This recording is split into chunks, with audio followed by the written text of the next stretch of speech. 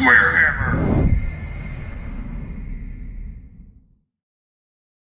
Hey, SquareHammer fans. My name is Zach. I'm here with Peter. We're doing an army list review for this upcoming Warhammer Fantasy Armies Project event at the Nova Open 2023. Um, Peter? Yeah, it's going to be a good tournament. We're a week out right now. Um, 2-day grand tournament. Kind of nice to have one of these for fantasy again. I think it's been probably since the end of eighth, so close to 8 years ago since the last GT I went to for fantasy. Um, and I think that the Warhammer Armies Project WAP has been a great thing for the hobby. I think that it's just like giving you the options and letting you play like old stuff from older lists has been real good, but has made it a little bit of a mystery for what you're seeing in some of these tournaments, as we'll find out with like some of the random lists like Nippon or Cathay or Ind, where you're like, what the hell are they bringing here? The last time I was at the Nova Open for Fantasy was a doubles event. It was like each person brings like 1,200 points or something like that. What year was that? Oh, I have a dice from it. It was the year that Eighth officially like ended, like that was right around end times. Yeah, because I think I played that one too. hmm I was doing what else? I was playing with an ogre teammate, and yeah, we just had some fun. I brought shooting and magic, and he brought guts and bulls. Yeah, I think that's the one where I was playing Brett's in that one too. So I hmm took like a brick of 100 men-at-arms. Yeah. No, it's always a good time. The fantasy tables are always a lot of fun. If you're going to the Nova Open, stop by the fantasy section. You're gonna see a lot of fun costumes, fun display boards. The loud come to the noise and the loud tables. That's where we're gonna be. Yeah. But just I have a packet up here in front for kind of just a brief breakdown of how the event's gonna go. It's a 2-day, like Peter said, Saturday, Sunday. Army lists have been submitted. That's why we're here. Couple rules for some lords and hero choices. No special characters. A little bit of restrictions on some artillery and monsters. Like 4 maximum. I don't think anyone got close to hitting it. Oh no. Um, Couple objective rules. We do have objectives on these in these scenarios, and the way it kind of shakes out is the core troops have priority over the special. And then it goes by unit strength, which is new in the WAP rules. But yeah, just some of the scenarios, just a brief rundown. You guys are familiar with like a battle line deployment. We got objectives going across the middle. You get points for at the end of each round for holding them. A couple bonuses at the end, and if you run down some banners, kill some characters, you get some bonus VP.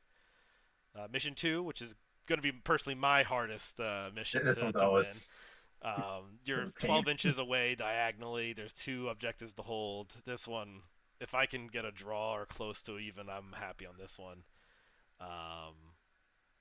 This one is interesting. No one really practices this one too often, the Battle for the Past deployment. But I think this one will be a lot of fun. So I've play tested that one, or I practiced the past couple games getting ready for a tournament, and it I've lost both times, so it's a little tough. And then that was number 3. Number 4, there's going to be a little bit player deployed deployment zones or objectives. You get to put one in your deployment and then put one in your opponent's deployment. So you kind of get a little bit of decision making there. You can burn them if you get to the opponent's deployment zone. And then the last one is just straight up battle line. I think Blue, who's actually SquareHammer, he's running the event. He just decided that at the end everyone's going to be tired, their brains are going to be fried. Let's just line up and kill some models. Do battle. Yeah, so that's kind of the 5 missions that we have here. So when you see some of the lists, you might be wondering, hey, this isn't what I would picture when I think of an army of certain faction. They may have tailored it a little bit, knowing that there's objective based missions here. Yeah, I think the main thing is you're seeing a couple more smaller core units in this than usual. I mean, everyone's got their chaff and stuff, but I guess we'll get to that when we start going through some of these lists. Yeah. So we're gonna go down alphabetical order from the faction wise. So we're starting off with Bretonia, and that is Peter's list. So Peter, Surprise. why don't you go ahead and walk us through your list? Funny as it may, I'm on the other end of the spectrum. I'm playing Wood Elves. I'm gonna be the last list that you're gonna hear about. So we're bookending it. But yeah, Peter, why don't you go ahead and take us through your list? And if we need to pull up something, I got all of our little army books. Take us away. Yeah. Okay. So I'm the only Bretonnian player for this tournament. Been there before. But point of this list was to take a bunch of smaller knight units. It's almost all knights. We'll go through that. But small knight units get around, use lance formation to get into flanks and take away people's steadfast stuff like that. But so it starts off with you got your Bretonnian general on a horse, 4 ward. He's got the heroic killing blow with rerolls to wound, weapon skill 10. So he's kind of loaded for bear. So lets me take on some steam tanks, big monsters. Also great to like just kill like monsters cav with that and get a couple sixes. Then I got 2 different damsels, doing one with heavens, one with life.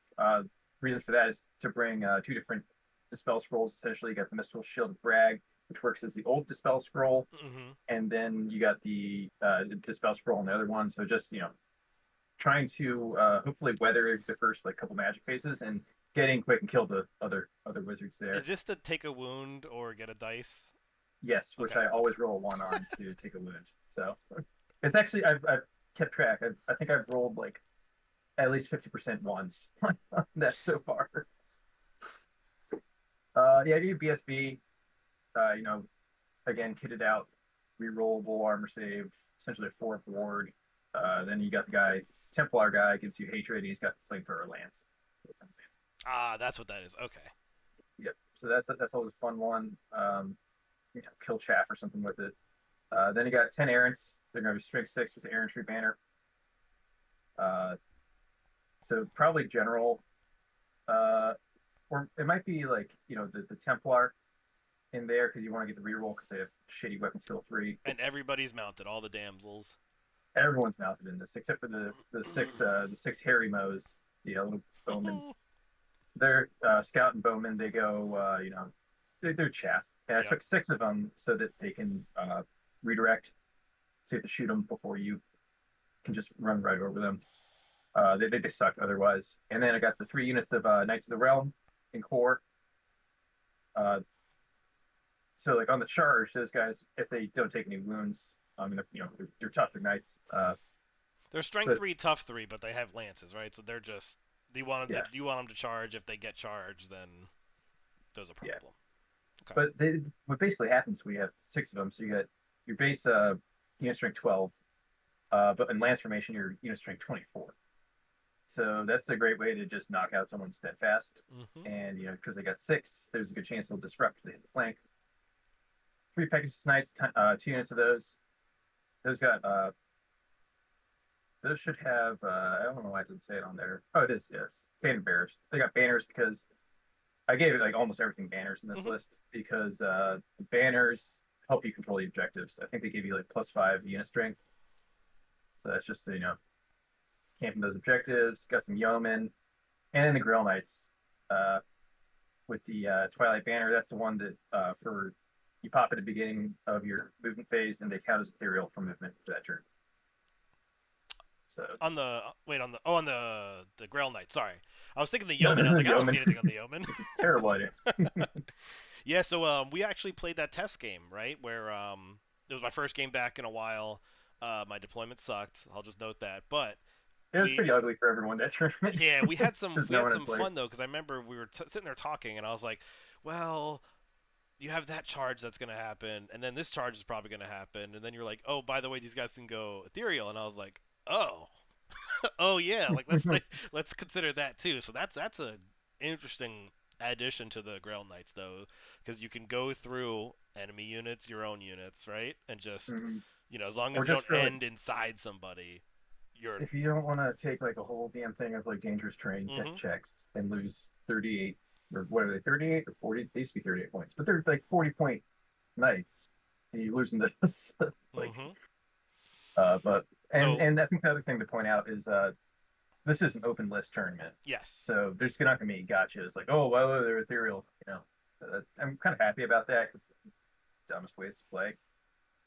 But Yeah, I have trouble because I don't know a ton of list stuff outside of stuff that I've either played before or I've played.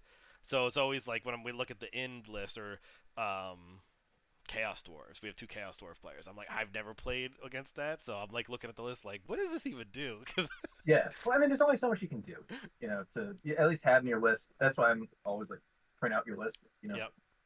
So It's this got to be list, fair. everybody's mounted except for some scouting archers. We're gonna be scooting around on objectives, landing lance charges. Um, Yeah, plan is to you've put. invested quite a bit in magic defense. Yep. And Um, they also give magic resistance, which is nice. So a lot of time, like if you get hit by like magic missile or something on the knights, mhm. uh, their their ward saves a 5 for that. MR1, 4 up ward save against that kind of stuff. That's not bad. Oh yeah, that'll save some but knights. yeah, But but yeah, yeah, this looks like a pretty standard Bretonnian list, right? You got a lot of knights, not as much shooting as I would expect. No trebuchets or nothing like that. Um, yeah, no more traps because they're rare and you can only take one of them. So it's like, yeah, yeah. oh, it missed. It Great. eats up the Grail Knights. It's not holding an objective. This is a very mobile, move forward, magic defense type of list, and Yeah. I can dig it. I played it. Usually, if you put the errants and the grails into the same unit, it usually evaporates. So Yeah, I played against it once, and it was tough. Part of me wants to go right to mine, but I'm gonna wait. all right, what do we got next? We got Nick with his Chaos Dwarves. Okay. Again, I've never played Chaos Dwarves, and I've never played against them, so I'm always looking to see what this stuff's gonna bring. Let's actually get out of the Bretonnia book and go Chaos Dwarves, right? So with dwarves, I'm expecting T4. Um, How do you want to go through this? Do you want to like go through like each section and both give our thoughts on it, and then go to yeah, the next one? Just yeah, like this one I'm looking at. Oh, this isn't the Lord on the Manticore, right? That's a different list. Ah, okay. So, oh yeah, so this one is it looks like a Wizard Lord, right? So we got channeling staff, so they're channeling on fours, 4 up ward, Wizard Lord, right? So pretty standard. Yeah, I'm thinking right off the bat, okay, there's not a fighty Lord, so this is gonna be a heavy concentration on magic. Um, I was gonna ask Storm, which we have. My group has renamed that to Turgid Shart. That's the number 4 spell. that's the hex So, spell, right, with -1 to hit. and I think it doesn't. You take like a dangerous terrain or something, or In maybe that's addition, the mortar. target may not march or fly. Must That's treats it. all terrain as dangerous terrain. Yep. So you're -1 to hit in combat. You're -2 to shoot, and you're moving dangerous on pretty much everything. So that is a very, very it's a very nice Curse of Anri here, is what it looks like. Yes. Um, so when I look at the core, I see a block of 37 warriors with great weapons and Banner of Swiftness. I'm thinking they're gonna be scooting forward, right? Yep. Because doors are moving 3, even the Chaos Yes. Dwarfs. they're Yep. not they're not running any faster. So they're scooting forward, and these guys are gonna hold an objective. That's a Um, good use of the Banner of Swiftness on that. mhm. Hobgoblins. I'm guessing this is more of a chaff unit. 60 points for 20. I see this unit as kind of just being a speed Yeah. bump for someone. Oops, I Sit on forgot the objective. yeah, I forgot the Devastators. So the Devastators, they have I think D3 shots on each of Yep. these blunderbusses. Let me actually pull that up, making sure I'm. Come on. Yeah, Yeah. multiple Yep. shots, 3 quick to fire, strength 3, armor piercing. That's gonna eat up some units. Mm-hmm. 30 shots from these guys with heavy armor.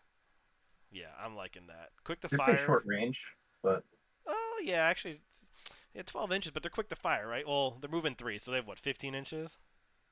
Yeah. I could So I could see that getting the something stand done. shoot's gonna ruin some people. So, Mm-hmm. Mm-hmm. yeah.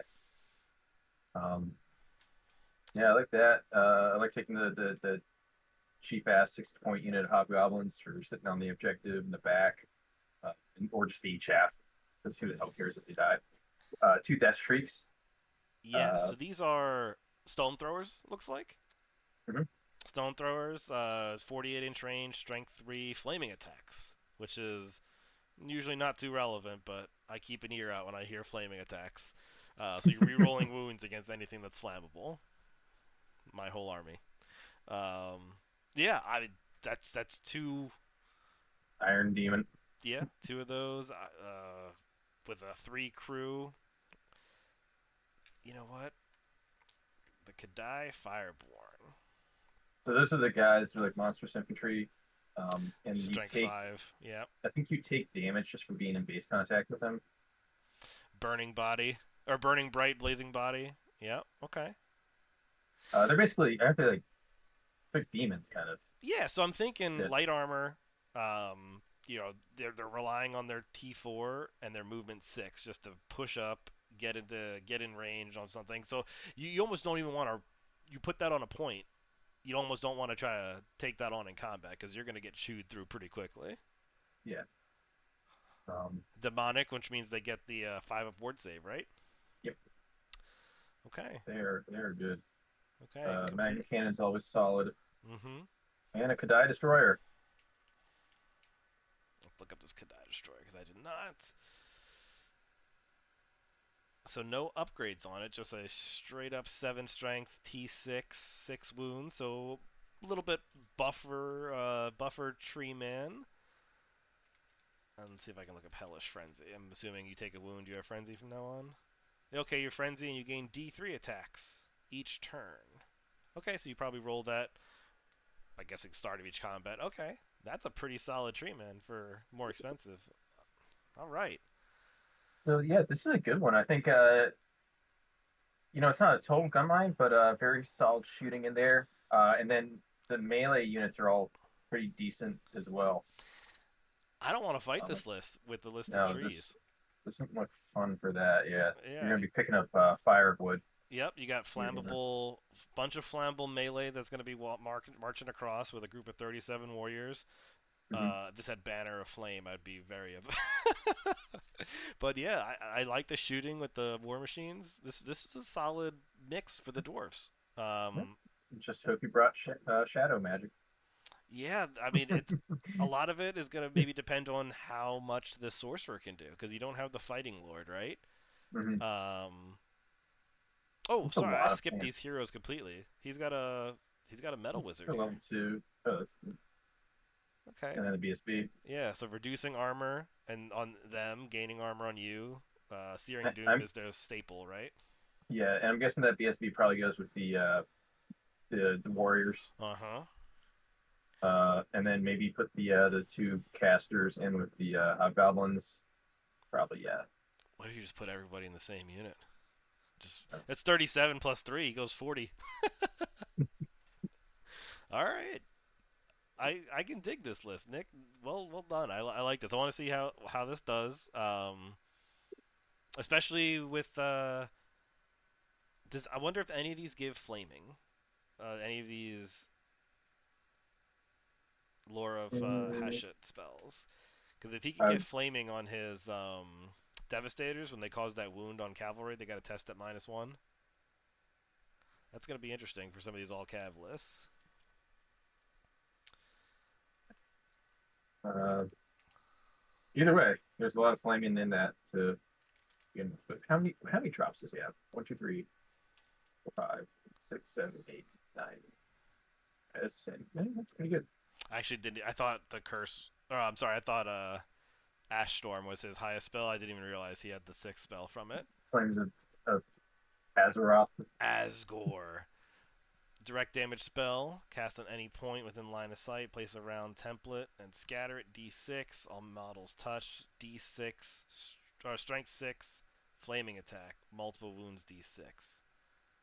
Ouch. Toughness test at -2 or be slain outright under the hole. Hmm. Yeah, it's not fun for elves. Yeah. Yeah, I gotta roll a Or 1 the or else flaming or the I gotta minus roll a one 1 or my toughness. wizard's dead. Well, no, you guys look out, serious, right? I believe so. We No. should know this. We're judges. That's I had to yeah templates because as long as you have 5 rank and file models, I think you still get Yes, the you lookouts you there. do. Yep, a template. Yep. Okay. Okay. All right, on Okay. next one. Oh, look, Chaos Dwarfs again. Yeah. We're gonna stick with the motto for Vince. He's got some Chaos Dwarves. Um, All right, so another thing. He had a more expensive general here. yes. Also level 4 of how do you say this? Hashut. Hashut, Hashut. Mesopotamian. Yeah. Shit. Same kind of build though, with the one Demon Smith, one BSB. He went with Yes. the lore of fire because why not? Let's stay on brand. A little bit smaller block of warriors, and didn't go great weapons. Kept the hand weapons on these. That's good. I mean, parry save and But are you noticing the second unit of Devastators here? yeah, the two Devastators, and then he instead of what do you call them? The big burning monster symmetry. He's got the Iron Sword. Ah, yeah. Okay, so instead of the Kadai Could fire, I? yeah, there's the Infernal Iron Sworn. Still just hand weapon and shield, so parry, keeping the parry down.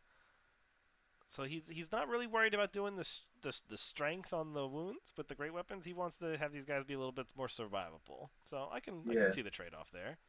yeah. And then he's got Iron Demon, Magma Cannon, Dreadquake, A and then Dreadquake mortar, that is fantastic. And I was actually pulling up this Juggernaut siege tower. I yeah, actually what the saw hell this is that? thing.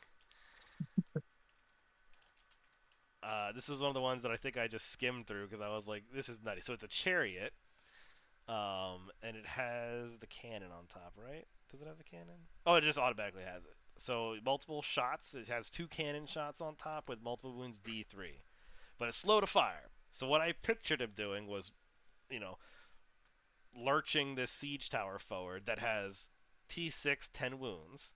Right, this juggernaut Yeah, is lurching forward, getting on a point, and then he's just shooting a cannon from the point.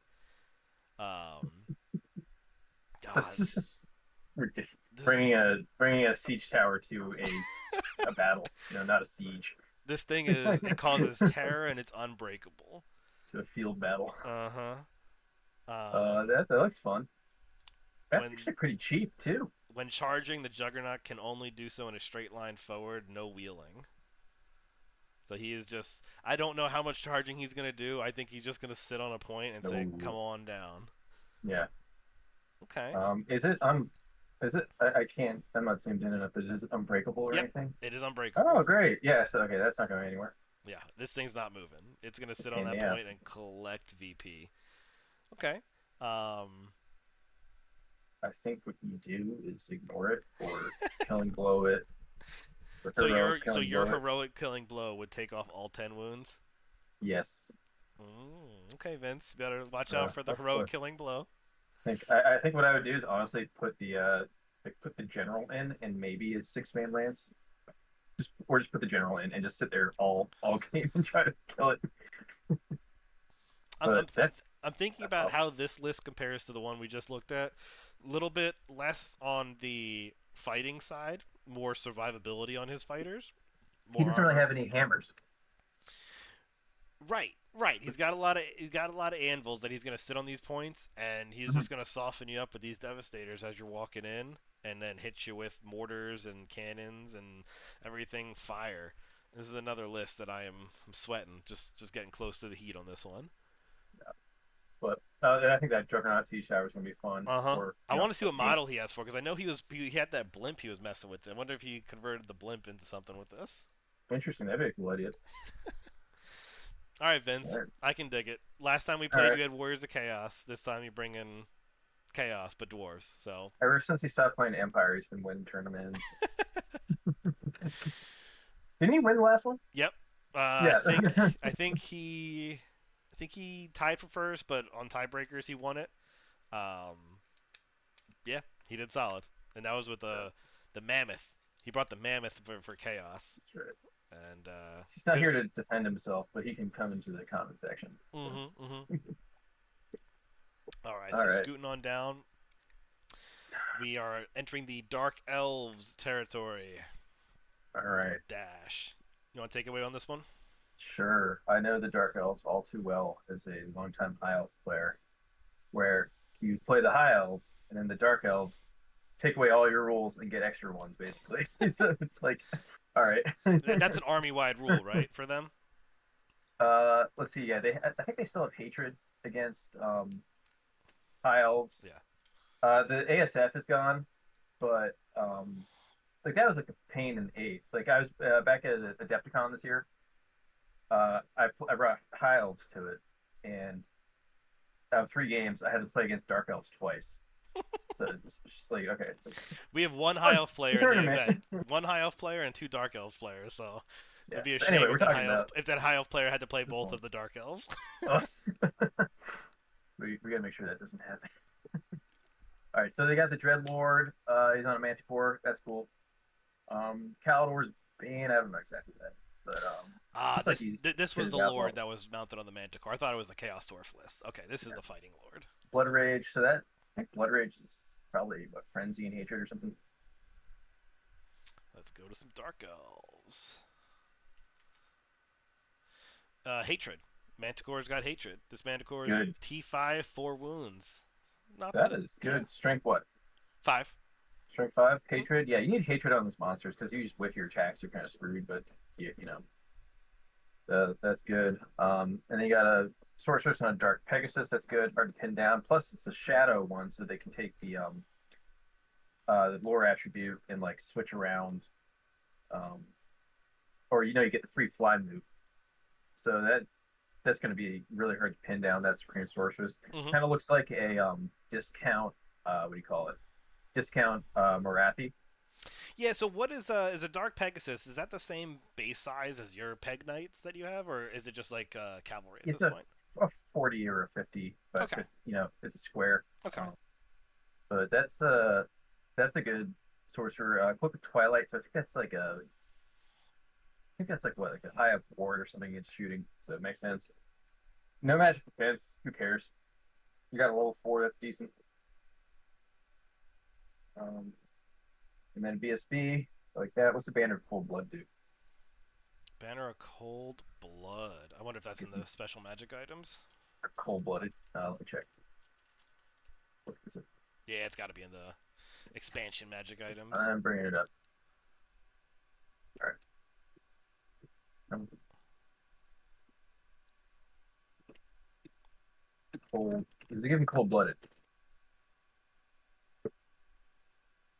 Yeah, it gives him cold blooded. The Okay. unit carrying the banner of cold blood rolls 3d6 for all leadership checks and discards the highest. That's good. Yeah. 30 points. Okay, so that means they can only take 25 points of magic items. So what they take their magic items? Uh, They don't have anything for outside of the Banner of Cold Blood. yes, I already had my thing up here. Where'd it go? Okay, so yeah, that BSB is kind of vulnerable then. I mean, it's on the cold one. Um, Probably it's a heavy armor, shield, and barding. And it's cold ones get what? Scaly skin? Mhm. Mhm. I think it's 3 up, 5 up. Let me look at those. Okay, so probably a is that a 1 up for that guy? That's not bad. But I mean, like you need a ward save him because you can't use dodge as a Oh, natural can't use armor dodge mounted. 6 up on the Cold One Knights. I thought that was a lot better. That's decent. Just don't get hit by lightning attacks or something. So with that banner Cold Blood, he's probably going in the Cold One Knights who then have Yep. a Hydra banner. So they're not going to be stupid and they're going to not really break either. Yeah. So that's good there. Black okay, Corsairs are always good. I like that you took a bunch of 5 different core units. That's great for objectives. That's what I would do. And these dark Uh, shards, those are just similar to elf bowmen. They got the multi shot and the repeater crossbows, medium armor. That's nothing to scoff at for 140 points for 10. They're going to be scooting around. Yeah. yeah, so that's good. And then okay, he decided to go in with the bolt throwers. I'm always iffy about taking bolt throwers in an elf list because like you just get there and like they miss. Anyway, 10 Blackguard. Blackguard are stubborn, so that's a little 200 point stubborn unit. Mm-hmm. Um, yeah, not bad. And Heavy Hydra. armor and pole arms. So the only thing is like they're elves, so they die quick. But They're it's a going to good swing stubborn unit. first, most likely, right? Like you usually swing first, but if the other person gets to swing back, you have a rough time. So overall, let's see. He doesn't really have he's not going with like any steadfast units in this list. It seems. I mean, you got the Blackguard. There's only 10 of them, so definitely like a shooting and mobile list. You Sh- know, Shadow. He's probably going to have to combine withering and enfeebling with some of his, if he gets charged, he might have to, throw the enfeebling on if he charges them, kind of mix and match here. But yeah, look, and Shadow is such a good lord, mm-hmm.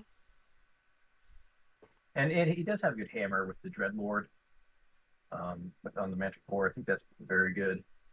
With that BSB, he's got the heavy armor and a shield, right? So then natural armor on the he goes to a 2-up. I think the master of the BSB has about a 2-up armor. The Barty 1-up. 1-up. Yep, that's even better. Forgot about that. So So yeah, the cold one knights actually have a 1-up armor now that I'm thinking about it. yeah, yeah. Oh, but they give up the big swift stride when they take the barding, right? Because what are they Movement base? 7, so they're gonna go down to 6. Yeah, you got 6 in your. That's why it's free for the barding. I was like, why is that free? That's why people take. No, they don't take that banner. No, they take the one you're talking about. The one he's got in this list. That the Hydra banner is the Mm-hmm. one that makes him not stupid. Yep. Yeah, good. Especially with not being able to reroll your psychology tests with the BSB anymore in WoP. I think it's a you know, great idea because BSBs were broken in 8th edition. Yep. And he's just gonna push this Hydra forward and try to cause havoc. I can see this being an interesting list, especially with the shooting, some Dark Riders to fast cav around, look to set up a good charge with the Cold One Knights. This is my style of list. I can I I can like I can those. get behind this. Yeah, I can definitely get behind this A couple dash. changes, but yeah. All right, and the next one here we got Josh. More Dark Elves. Yes, just as Josh's take on Dark Elves. 942 points in core. And a half. Um, Well, I mean, he's going to win the objective fights that they're sitting on there, but you also have 950 core. But they're also Dark Elf core, and Dark Elves have great core. So yeah, so he, like right off the bat, instead of the Fighting Lord, went with the Caster Lord and went with Dark instead of Shadow. Dark is always good. Word Pain, Blade Wind. Yeah, you got those combos on there, so that's solid lore. I got Master with what's Banner of Nagaroth?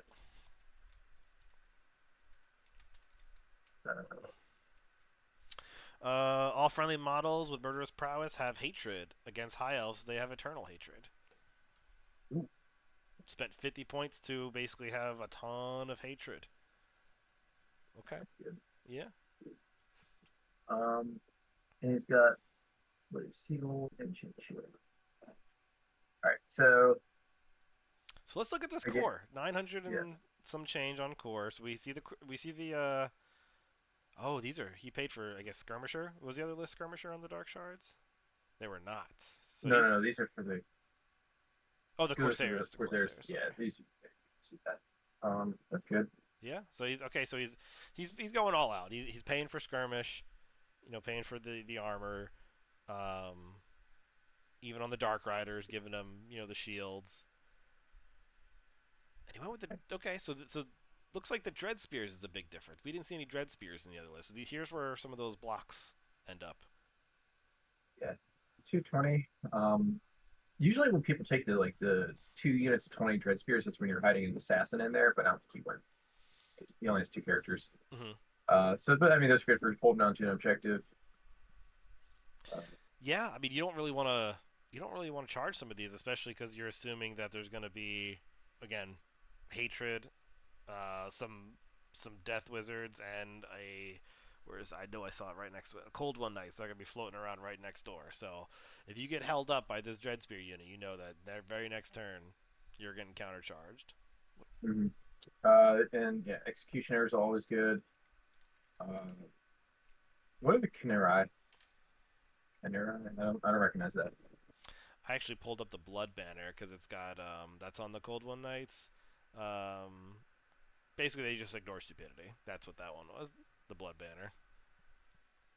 And we want to pull up the Kinerai. Oh, so the Hydra banner is +1 attack in the first round. Okay, so that cold one That's knights on really the other good. list is even stronger than I thought. So they're dishing out Brutal unit. quite a bit. Okay.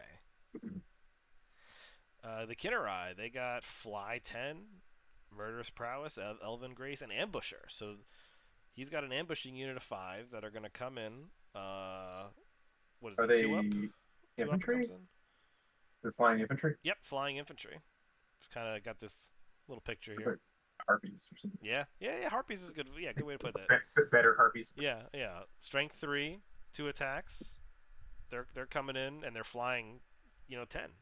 Well, Hmm. marching 20, so they're going to get right in there.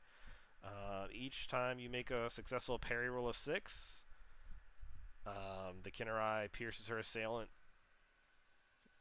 and the attacking model suffers a wound with the killing blow special rule. So if you attack them and they parry you, you die. Yep. And otherwise, pretty standard dark elf. Okay. All right. Also went with some of the repeater crossbow, couple a chariot, and the Hydra. There we go. All right. You want to move to Rogers Dogs of War? I think a lot of people are going to be interested in this one here. Yeah. You don't Oh, see these many shades are they Dogs of War. also these shades are scouting, right? These are like the Yes. yeah, okay. I do like shades. They're very good. Scouting. I think scouting or ambushing. One of those. But yeah. And did you give? Oh no, you didn't give him great weapons. I always think it's hilarious when you can give shades great weapons. All right, let me get out of Bretonia, out of Dark Elves, and the dogs. Mm, So we got Roger's Dogs of War list. You've actually played this list, so I've I'll let you take this one away since you got some first hand on it. played it twice now. 1-1 versus it. It's a scary list. Um, Played it with Brett's. We'll get to why as we go through it. But obviously, like the Dogs of War and Walk are actually, you can make a pretty solid list out of them. They're not the weird, like, crappy, like human with Pike kind of list Yeah, that you had in like it's sixth a edition. it's a full fledged list. Yeah, like these are actually pretty good. So Merchant Prince, pretty standard human. He's got some kind of like good armor, the golden armor on there. No armor saves versus him, but he's cheap. Uh, Yeah, I think he's like Wizard, a 3 up, 4 up. When I kind of was just eyeing it off the beginning, so I was like, it's okay. yeah. Um, and then let's see. So 2 wizards. You got a wizard on uh metal and on heavens. Okay, that's good. There you go. Um, I think I don't know. Roger can speak for himself, but I think he copied me with the story magic scroll and the spell scroll on 2 different wizards. Yeah, so that was one of the changes that they made from a recent edition was you can take a one-time use only with another arcane item, but he didn't even add an arcane item. He's like, you know what? We'll just I'll dispel something and then maybe take it away on a different time. Yeah, it's also kind of interesting. Like you remember how in like six you could take a bunch of like you could take 4 dispel scrolls on like level 4, but uh now instead of like being able to take multiple on the same guy, at least they had multiple quasi dispel scrolls in the magic items. So like you can put some kind of like heavy duty magic defense on each of your wizards. Mm-hmm. So that's kind of nice to have. Paymaster. One of these is like a combo or something makes the unit stubborn. there with the Yep. paymaster. Because I think it's this Um, money lender rule or something like that. They some definitely. You know what? I'm gonna look it up. But I think it's when he's in a unit, people are more adept to want to stay and fight because they got their money lender there. uh, yeah, and then he goes with the paymaster's bodyguard. Clearly, you got the duelist, so there's dudes on foot with a hand weapon, pistol. The freelancers. Okay, this is probably one of the. This is the second best unit I think as listed. So freelancers, uh, based on what he's given them, they are devastating charge and hatred. Yep. So the extra attacks, re-rolling misses, with lances on the charge means So they they're gonna base hit like a truck. three or four, base 3 or 4 Hmm. Yeah. strength. Heavy Well, armor too. what's their strength though? Their base strength. I'm assuming it's got to be 3. Yeah, 3 on the Okay, core because they're core. I can't be strength 4 on the core. Come on. they're parents. Okay, so these guys are gonna hit strength 5, 2 attacks each on the charge, re-rolling any misses with I'm just gonna assume some kind of 3-up armor with heavy armor shield, maybe barding or One something up. in there. Oh, 1-up. They're already at 1-up. Okay. Do they have? Okay, no, I don't see barding on there.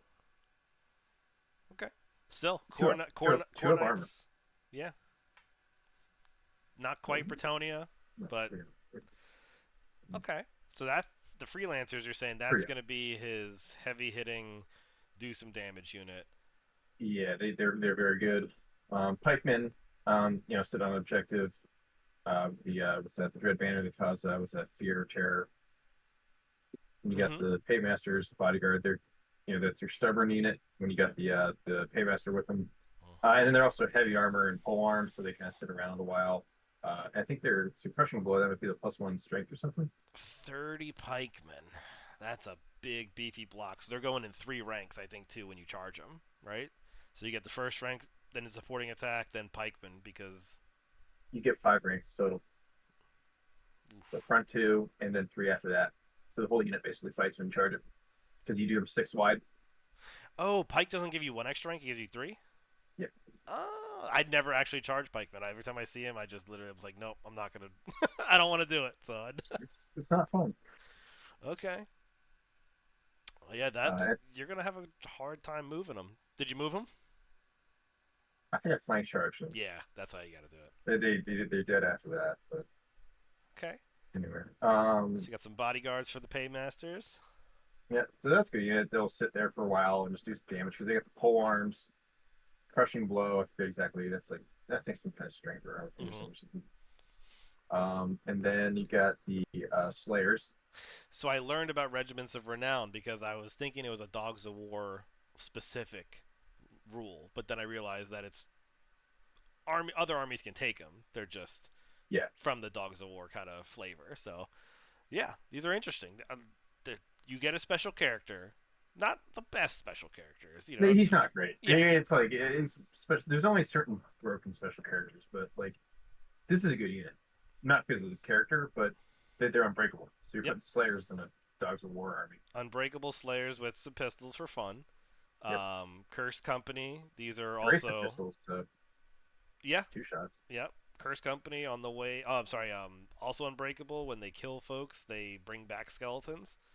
Yep, So it's they, a fun unit. yeah, who needs lore of necromancy when we can just kill them and bring them back? Yep. And that's again another Built-in unbreakable unit. invocation.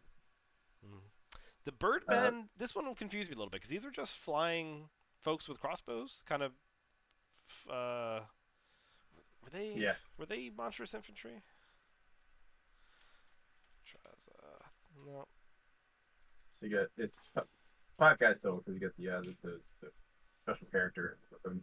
Yeah, I was trying to figure out how did he model them. Were they on 40 bills or were they on? They're on 20s. Okay. They're infantry. Yeah. Okay, they're infantry. Okay. Yeah. You got some cool SDLs for that one. Okay. So just some extra shooting. Yeah, good chaff unit. That's right, 'cause Mercenary he elves. just really doesn't have a ton of shooting. In like the Oh, stuff we've gone over so far. So then you it hit, is. We're yeah, getting to it. yeah. I took one look at this unit and I was like, man, where do I get some of these bad boys?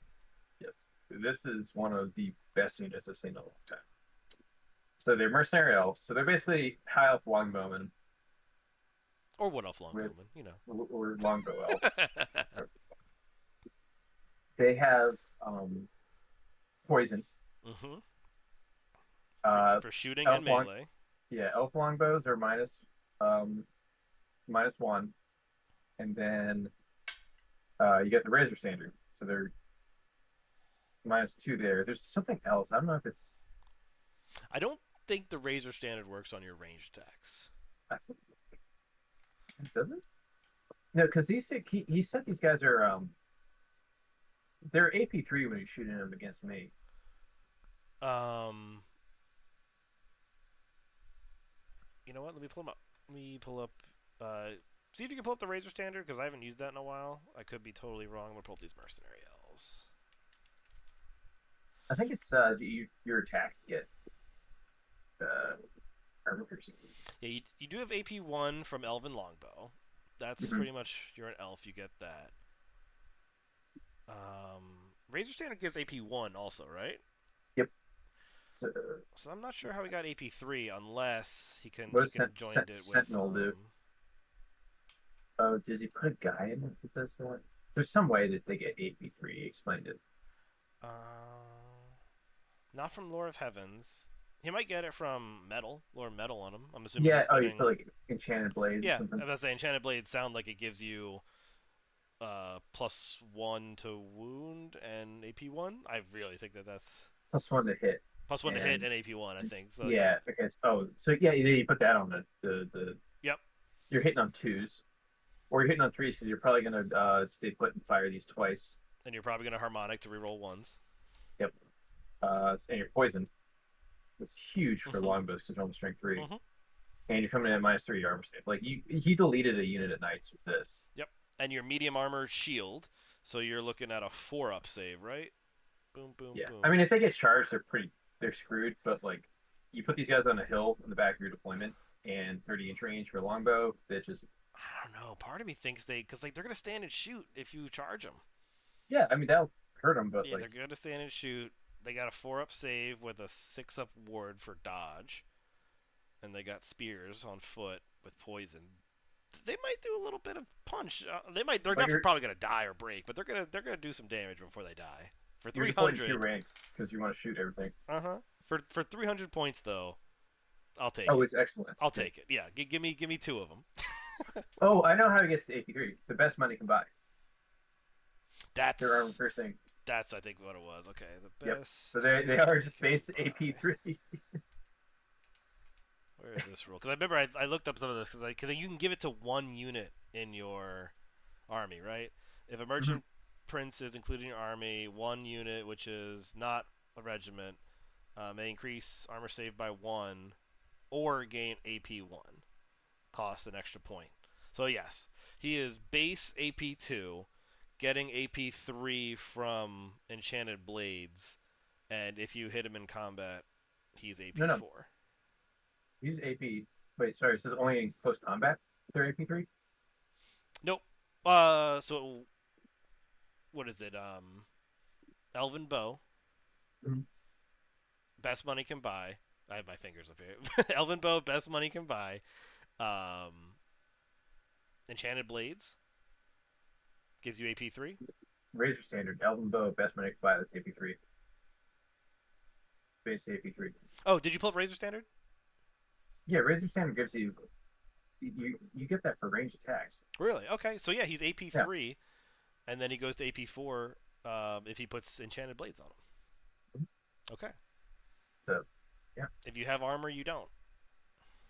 shoot that at porn juggernauts, and it's like, oh great, like And this last regiment of renown, this is a bolt it's like a thrower. meme unit. Is Yeah, it a bolt it's thrower? like But it does like 2d6 or something like that hits. you do I think like a D6 or so for every rank in the unit. Yeah, yeah. So it's not great. It's not terrible. It's a cool model. If you hit T3 stuff though, you might do some damage to him. Yeah. Oh Okay. yeah, it'll chew up like Empire stuff. But all Very right, interesting Dogs of War list, Roger. Again, I've never played against them, never seen a dogs list put together, so this is going to be a fun one to watch. all right. Right, Alex Stratos. moving on to the Do Dwarves. you know Dwarfs well? I don't know Dwarfs. I've played against Dwarves quite a bit in 8th, but Mm-hmm. not what Alex is putting together.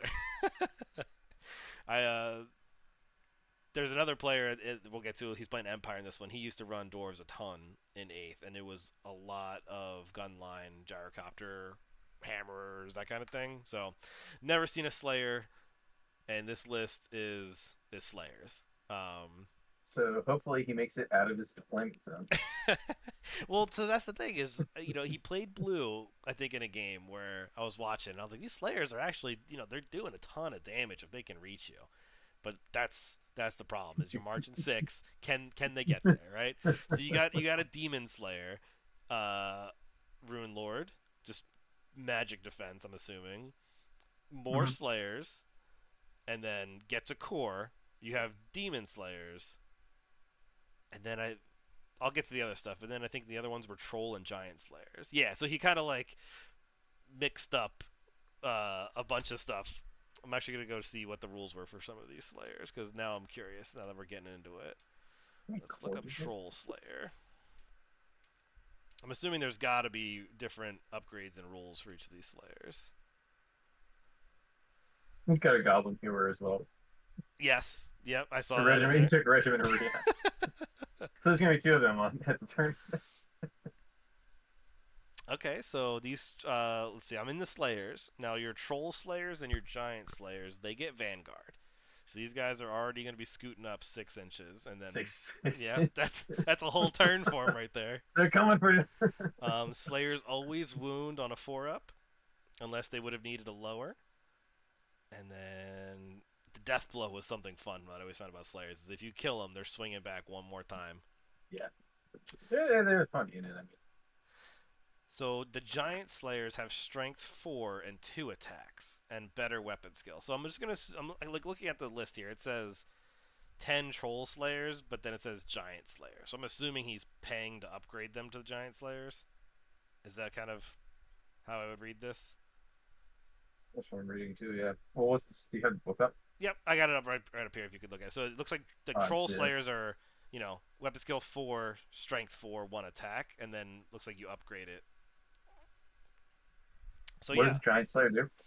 it's just 1 better weapon skill, 1 better strength, 1 better attack. Oh, yeah, you need to do Yeah.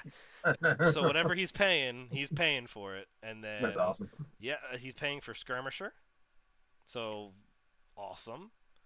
If he wants 2 hand weapons, he's got them, and they have great weapons too. So he can decide if he Yeah, wants to he's back use and his forth. great or his other ones. Okay. T4 skirmisher. Okay, these guys might make it across. 440 points. Yes. It's a fifth of his Yeah. list. And see here, yeah, like that's the thing too. Is like, do you want to shoot the big unit of Slayers? Because then you're gonna let the little unit of Slayers get across, or the Demon Slayers. I think, and this is no disrespect at all to Alex. I think you drive around that unit. Just Well, let well, not charge anything the whole game. there's a 400-point unit of Demon Slayers in core that are just the Troll Slayers, so they're -1 weapon skill, strength, and attack. Do have great weapons and skirmisher though. So you're gonna have to hit one of these blocks because they're probably gonna park themselves on the objective because they only have to like on some of these missions they only got to make it halfway. You got to come the other. You got to come the other half if you want some points. 6 inches onto that middle Uh huh. objective. Okay.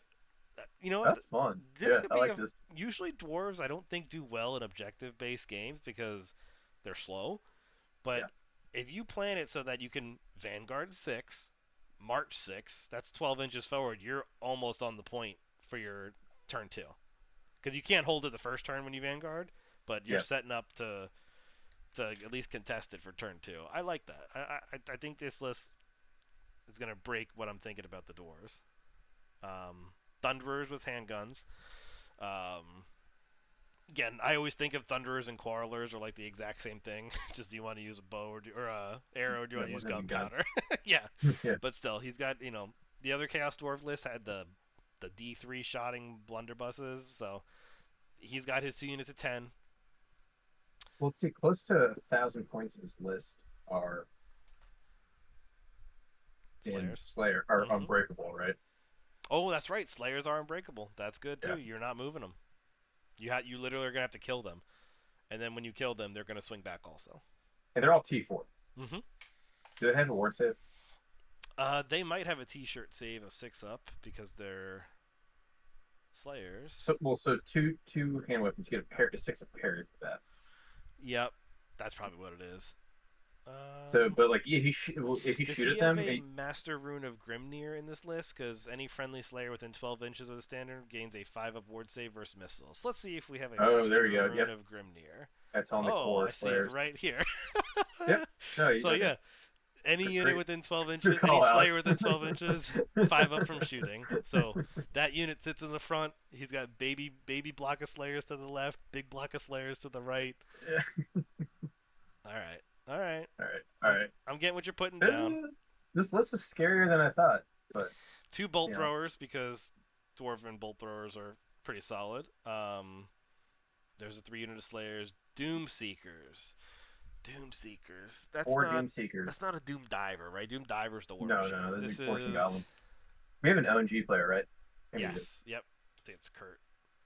Doom Seeker. So these are also looking like Slayers. Their attack is a asterisk. They are skirmisher, wards of Grimnir, which This also is more like the AOS units I think they ported over. So Doomseekers do not attack normally. Instead, they start each round of combat. They inflict D6 automatic hits on all enemy units in base contact. In addition, any close combat attacks directed against them suffer -1 to hit. So he has 4 Doomseekers, right? So he just rolls D6. That's how many hits they're going to do. Automatic hits. So you throw those in the flank of a unit. Yeah. Or just run them in and just do their thing as they go. And then wards of Grimnir, so they have 5 up against shooting. Unbreakable skirmisher. Slayer. There's a special rule called Slayer. I like that. Slayer skills. Slayer. Wow, a lot of orange. Yep. Killing blows. I always looked at Slayers like the war dancers of the Dwarf army. You know? They're like, More, I can do killing blow. They have more like the dorm room refrigerator version of Word Answers program. So, and you got a flame cannon. Yeah. oh, the Demon Slayer. That's what we were talking about earlier. Any ward saves made against the Demon Slayer have to be rerolled. Ooh. So he's got a couple of those in there. Okay. And then he's got that extra little war machine with the flame cannon. All right, Alex, you get a thumbs up for this one. Yeah, thumbs up for that. As we were talking about this, I got more hyped for the Slayer list, and I know you're going to be in full Slayer garb. So long as he makes it out of his deployment zone. Yep. If you don't line up as far up as you can and push things forward, just giving it the gas, I don't know. All right. So we're gonna go to. We might need to pick the pace a little bit here. Yeah. We're gonna go to Sorry, Mike's list. We're gonna go to Mike's list, which is the we got like 8 Empire lists. I know. The more typical dwarf list, right? So you got yourself a Lord, a Rune Lord, and a Thane, right? I don't see any Slayers in here already. 20 strong quarrelers instead of 2 no, tens. he's got 20. He got 20 Slayers. Does he really? Oh, he does have 20 Slayers. But still, 20 quarrelers, 20 thunderers, big blocks of shooting. Got the gun line, the beginnings of it. Throw a cannon, and throw your organ gun, right? So we have the beginnings of a dwarven gun line. I'm very used to playing against this stuff. The gyrocopter's got to be there to fly around and be as annoying as possible, dropping guns, doing steam blasts. We do have the Troll Slayers. He did not pay, looks like, for a ton of upgrades. He's just sending them in to do their thing before they go.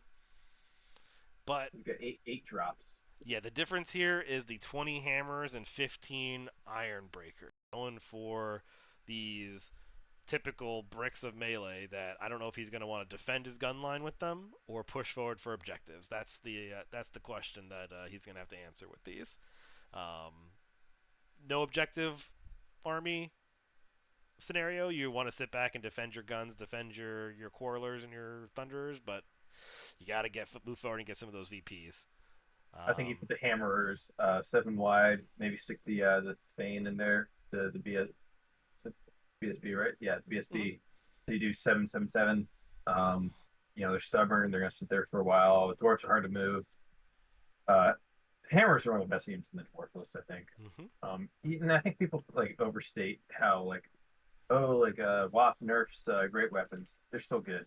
You still have a +1 strength. It's always a good thing to have. Yep. +2 in the first rounds.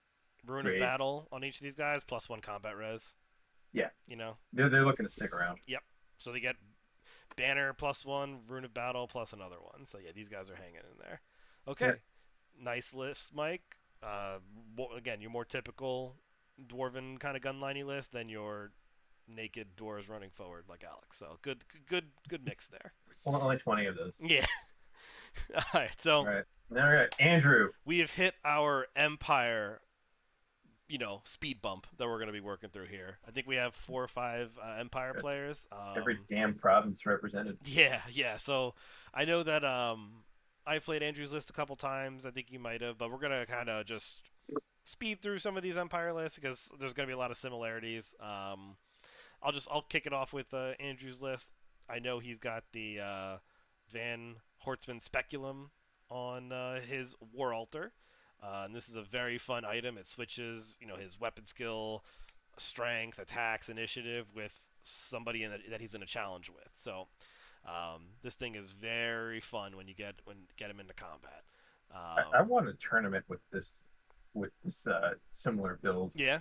with the Arch Lector and the War Altar. It used to be a little bit more broken because you could put the Helm of Discord that made you reroll The rerolls. Okay. Yeah. reroll wounds on them, but you can't do that anymore. But it's just still such a good. It's a 4-up chariot, high toughness. There's all Hmm. sorts of stuff you can do. But Oh yeah, very good. he's a 1-up 4-up. Yep. I've thrown many Amber Spears at this thing the last time we played. I think I threw every turn a boosted Amber Spear at it, and he hit the 4-up ward every time. So I was like, you know what? It's just the way it is sometimes. Um, I would, yeah, yeah. just looking at And his wizard, this gray wand that he has, it's like an extra D6 every cast that he does from this, or D3, I'm sorry, from his wizard lord. broken. Yeah, this thing is super good. Um, he gets the leadership test for Lore of Light plus the D3. He's casting tons of spells. He needs to get through that Yep. magic phase quick if he wants to get through all 6 of these turns. Ring of Volans is a fun Empire item. It kind of stores a spell in this item, and then he can cast it for free. No power dice needed. So he's elected for Enfeebling Foe, so he's going to make you swing with little pillows at him. And then you have to use your own Dispel dice to try to, get rid of it. Or your own power dice to get rid of it. Yeah, another one for the scroll and the light of battle. Yep. So Okay, so he's taken 2 light wizards to go sit next to the war altar so it can cast banishment at +2 strength. Yep, the banishment from the War Altar plus all these other light spells plus light of battle. He has access to all the Lore of Light through 3 different wizards. Basically, is how it's kind of shaken out here. But he didn't. Okay, that's interesting. He did not take a second banishment. No, because he just rolls the War Altar. It's just like you need like a 2 to cast it or something. So he just Yeah, rolls a die, and he's like, "Here's the and make him dispel it. here's Yeah, a really strong banishment." It's like no. BSB on his Captain of the Empire. Um, you that's know, on foot. yep, just on foot. Um, Couple unit of archers Okay. here. Skirmishing archers actually, which is nice. This is good. Very good. I'd say decent medium-sized blocks of halberdiers for some counter charges for that state troop rule.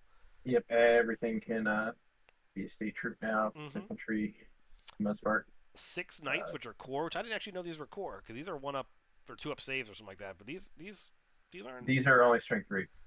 Yeah, but those lances, man, they get strength 5. But yeah, they're nice. They're core, so they're gonna be holding some points if they don't, And get in your I flank. love how he took 6 of them Hmm. because they can take a casualty and still disrupt if they hit your flank. Yep. More people need to take.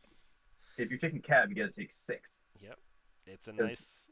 You don't panic. you Also, 10. you don't panic right away. Mhm. Here's a beefy block of great swords. 30 strong. This is a solid one with the Griffin standards. This thing's in double ranks. You're not Double moving ranks. it. You're not moving it.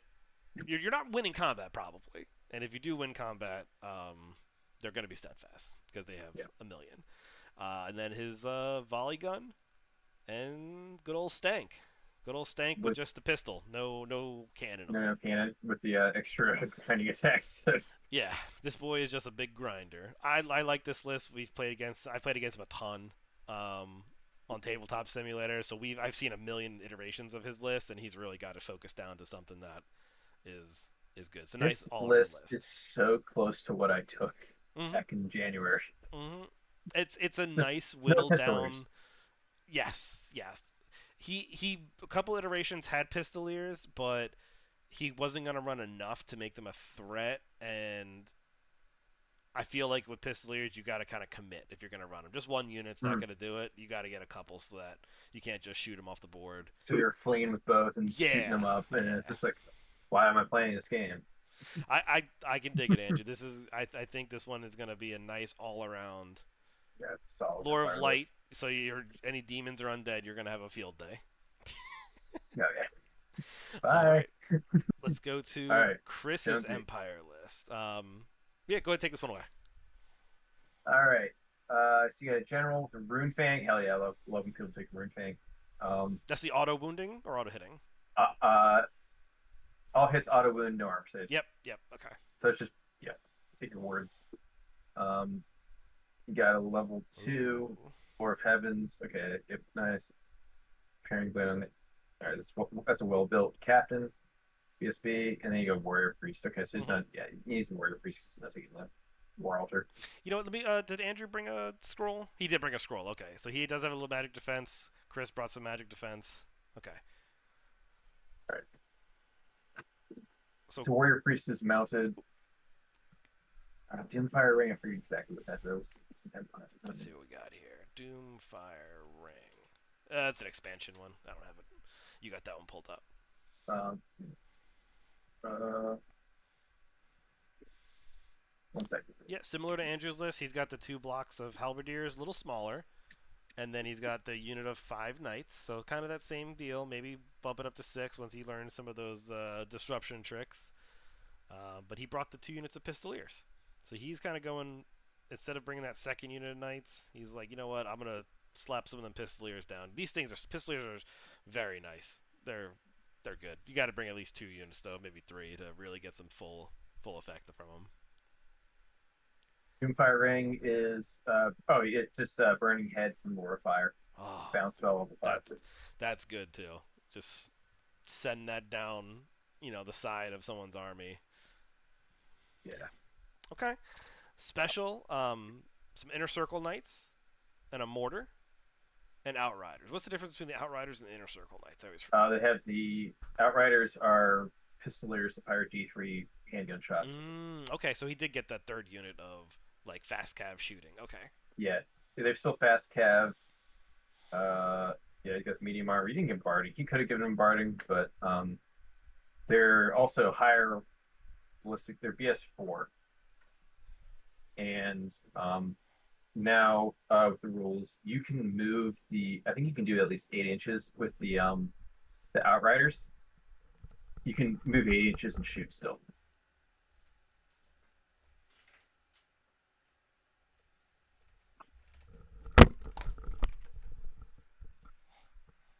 Yo, you there? Yeah, sorry about that. You want here? I'll restart that. What's that? Their cell phone. Do you want me to restart that? Oh no, you're good. You're good. I realized that it was from the room overheating. Why we cut out last time. Oh. So I just opened the windows and stuff. But no, we're good. Keep going. All right. So here I'll go back. You'll have to cut some of that stuff. All right. So the Outriders. Outriders the BS4. That's pretty good. Outriders do D3 or not D3. They do 3 shots with handguns basically. Um, but with the fast cab rules as they stand now, you can actually move 8 inches and shoot still, Yes. which is really good for fast cav. and being able to shoot, being able to move the handguns and shoot is incredible, especially when you get to fire 15 shots from that unit. Mm-hmm.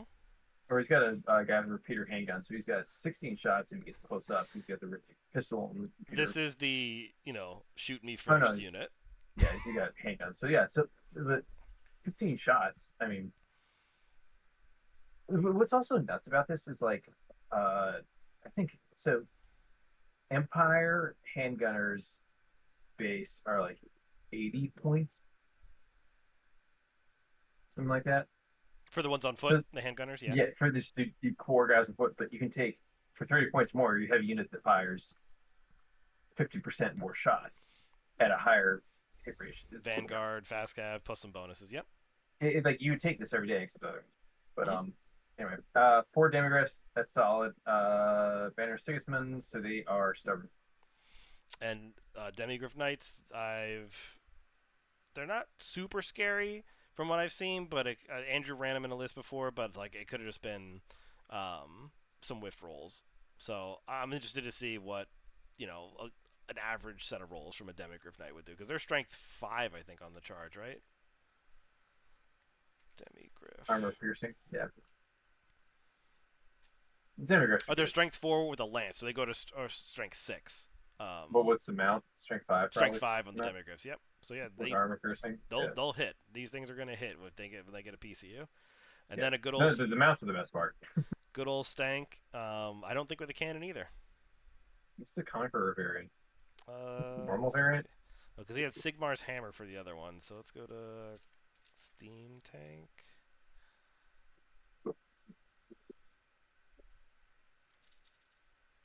So you get to go to the supplement. I got it right here. Steam tanks. Steam tanks. All right, so the Conqueror variant. Oh, it just starts with a 1-up save. I think it's so good.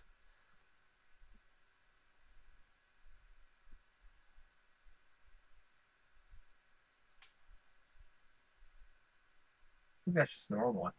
Okay. Again, Yep. 250 points for 10 wounds. T6 or 7? T6, 10 wounds, 1-up save. That thing can just park on a point, and you get close, it's gonna ram you. Yeah, So I honestly think just because we're seeing two different steam tanks in play here. So the steam tank, the Sigmar Samur variant, is 225 points. The Conqueror is 250. I think it's actually, I think the 225 point one is better because cannons aren't that great right now, yeah, just and you're doing extra grinding attacks. If you're a steam tank, you're not going to sit around and shoot with it. That's why you bring cannons. just get as You cheap as you send can. that thing in. So yeah, you're using that thing to drive into a unit and hold it there for the entire game. Just drive it in and just hold a point. Nothing's taking it from you, because if it does, you're gonna smash it next turn, and it's not gonna be there. Yeah, why not pay fewer points for more grind attacks? And that was Chris's list. Okay. Yep. And then we got Tim's list. Okay, so we got another Empire list. Yes, Level but this 3. one he's got the Celestial Hurricanum, so he's got Ooh, the Heavens that's cool. Wizard up on there. Um, definitely a different take. Instead of the War Altar with light, he's got the the Celestial Chariot. But Plus one to hit. he is bringing the Battle Wizard for metal with a scroll. Let's see, which one's the BSB out of these, or is there a BSB? The first captain. The first captain. Are any of these actually a BSB? Where does it say it? He's got a Magic Standard banner. Oh, the Magic Standard. There we go. Okay. Does that include him paying for that? Yes. Because this, let's see, Yeah. Banner of Sigis. Oh, I can't see it. It's on the supplement. Okay. Well, that's the one that makes you stubborn. If you're already stubborn, you become unbreakable. Oh, because this one's on a Pegasus, the second. Mm-hmm. The Oh, you second got a Captus, Wormslayer sword. Mm-hmm. What does a Wormslayer sword do? That's you. Yeah, that's other. Remember that. We're gonna 4 better and ignore natural armor. Okay. I actually had to look up the pigeon bombs from Oh, the master engineer. So they're so troll. the range is what, infinity? Is that what that says? Strength Is that what it 4, armor says? piercing, slow to fire. Range is an infinity symbol. I think you just place the template, and but these things scatter all to hell. Nominate an enemy model within line of sight. So all he has to have is line of sight. Okay. Send the pigeon up. But I think if you roll a one, doesn't this, I think you put it Yeah, over like your centered over yourself, nothing happens, or boom. blows up on you. Okay. I'm War. glad someone brought pigeon bomb. So it's I'm getting a theme with the Empire though. Tim is the old dwarf player that had the gun lines a lot in eighth. So Mhm. it's just kind of a staple for him to kind of throw some archers in here, a little bit of handgunners. Like that seems to This is be. so similar to Andrew's list. He just took handgunners instead of the yeah. Yeah. So 80 points for 10 when you could take outriders for 30-point more, so they're way better. Yeah. But they're not But four. the halberdiers are there. Like you want to take these medium blocks of halberdiers to start contesting for some counter charges, stand and shoots with the handgunners. We Yep. do have a cannon. I'll look up. Oh, he brought some dwarfs. Okay, so the dwarfs player sneaks some dwarfs in the list, So there are because there are Imperial dwarfs in the Empire list now. and they have crossbows. So he's gonna probably use some of those old dwarfs from the other list that got the crossbows, bring them in, and then some little guys to maybe move forward. Got the great cannon, got the mortar. I see what you're doing, Tim. You probably didn't like the dwarf gun line, so you're like, you know what? I'm gonna play an empire gun line and sneak in my dwarfs and This is my good. mortar. This is cool. Clearly going for like the theme here, but I don't know what the hell you do with 10 Imperial dwarfs. But it's like Maybe that could be the last minute speed bump before his war machines. They kind of hang yeah, out. He does they have a sit on an mortar, objective. a Hellstorm rocket battery. Hellstorm, what is this? That's the one that you fire like three templates. Like you try to range in like three times on the unit. Oh my goodness. So yeah, It's you try 3 times basically. Okay. You don't scatter it every time. Oh, sorry, you don't roll. What does it say? When scattering a template, only the first scatter dice is rolled. Then you keep that result for all of them. Okay. So this could do heavy damage or not heavy damage. it's hit or miss. 48-inch range, strength 4, armor piercing. Okay. Man. Templates So are like scary against T3. yeah, if you put that on like a big block of like clan rats or something, like that's gonna delete the Mm-hmm. delete the block. But So um, he's also bringing the steam tank with the Conqueror. So yeah, yep. this is Tim's take on the Empire gun line with a little bit of magic from a converted Dwarfs player. I'm excited that there's just actually dwarves in the list. I should just put Empire slash dwarves on his list. It's really adorable. Okay, Why okay. is the general half the size of? Oh, I wanted to look up these huntsmen. Do you know what these huntsmen are? Oh, huntsmen are just scouting on them. Oh, okay. They're not like dwarves or anything. No, Okay, so skirmisher and scout. Okay, I cool. mean I think there's a huntsman in Snow White, but Yeah. All right. I like other than this. that, I like this take on it. He doesn't have, whereas Andrew has that big block in special for the great swords. He's just like, you know what? We're gonna chew through you with ranged, and rely on our halberdiers to take control of the units or to take control of the objectives. Okay. all right, let's go to Jacob's list. Yes. Okay. So Jacob's list. Arch Um. Lecter on a warhorse. Interesting. You don't see that too much.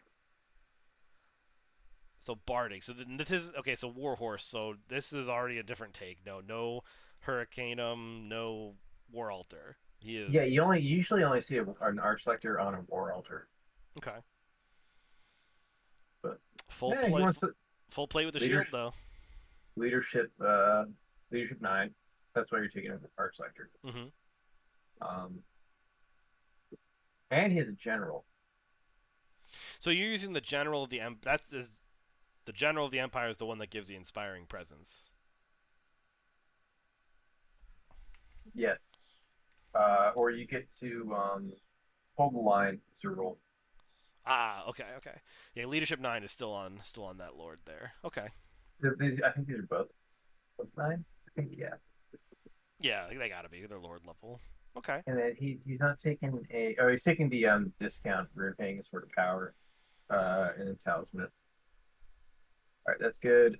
Two level twos with no magic items. Yeah, no scrolls. He's going just full You know, naked. gas. Yeah. He wants to hit better, better armor, yeah, wound better. Oh, I saw this list. I know what this list is. I'm looking at the rest of it now. So the captain, that's his BSB, also on a warhorse. His warrior priest is on a warhorse, and a witch hunter on a warhorse that's got flesh of stone in Volans. So he's gonna be beefing up his dudes in a problem situation with that witch hunter. Okay. Oh, is this the This is the cav list, right? Is this Yeah, the one that I saw? Okay, so pistoliers, pistoliers, pistoliers. I was like, you gotta get like 3 units for it to be really scary. Knights, they're gonna do their thing. 8 knights, 8 knights. So, Oh so how many no. characters? He's got 6 characters, seven 7. characters, 7 characters, and he's got. All of them are mounted except the wizards are mounted too. Everybody's mounted. This is a fun list. Mm-hmm. Okay, and he's got 7, but he's got essentially okay. So I think you put each of the warrior priests in. So like the arch goes probably in the probably like the inner circle and the Reichsguard probably each get because you want A hatred on warrior them priest, yeah. because they're strength 4, so you want some better in there. And then maybe you put the general in. I think you put the other stuff in the knights. Yeah, I don't know gotta if you, beef those up, spread the love out a little bit. but I don't know where you put the wizards because you don't want to put them because they're empires. So if you put the wizard in there, they have to go up front. I You don't don't know. want to put them I'd say you just put the wizards in. if you put them with the chaff. The problem is that the chaff flees off the board or something, or they get caught. You're out of wizard. So maybe you just sit them. Maybe you take 1 unit of or maybe you go with the outriders because you're gonna sit back for a while. If he makes a unit of characters, I will be impressed. If he just takes all 7 characters, puts them in a unit together, I've just I've run that before with just paladins. send them up the board. Okay. Big block of inner circle knights, like you're saying, the Rice Guard knights and those outriders, which are just Yeah, so better the pistol leaders. Reichsguard are great because they're stubborn. The Rampager standard is the reroll miss charges. Not Or sure. reroll pursuit, I think. Knights Panther. I don't know what the Knights Panther battle standard does. It's not gonna tell me either. Um, that's going to be in the. Here, let me see.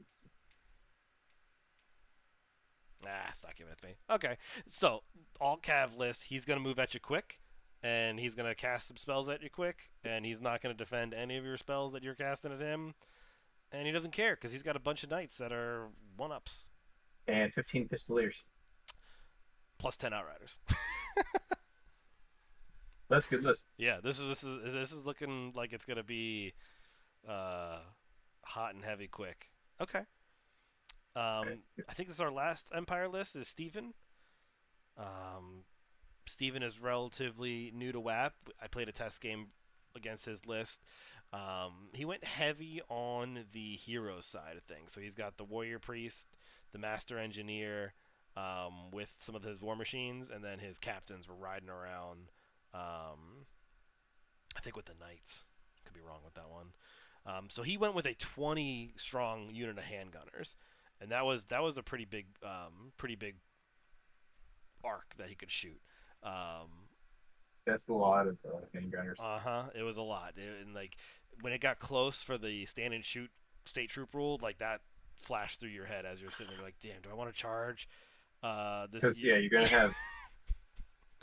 take Well, 20 strength 4 AP shots on the way in. I think it's Um, like the only thing is, well, they're only BS3, so you're going to only hit with a third of those on stand and shoot. So you're getting 6 or 7. mhm, Wound with 4 or 5 of those. mhm. Strength 4 AP means 5-up armor is nothing, so you might lose 1 to an armor save if you have a 4-up. Yeah. So you're gonna kill 5 cavalry running in, something like that. Like it's could cause a panic on the way in. Yep. 10 strong unit of knights. with their barding, 10 pistoliers. So instead of bringing 2 5s that we saw on the previous list, we're going 10 here. You took Um, 10. yep, 10, Interesting. 10 pier with a brace of pistols on the outrider with them. And then the juice of this one was there was 54 pikes, or 54 spearmen with pikes. So this is a very big block. What's he running them at? Like size wise? Uh, Almost like 7 wide, 8 wide, something like that. Yeah, that makes It's sense. And it's you wouldn't want to do huge. more than that It's because huge. nothing Yeah, else is going to be that big. Yeah. you can't move it off a point. So you 25 sit there. Well, swordsmen. well, the only thing is like that 54 man block.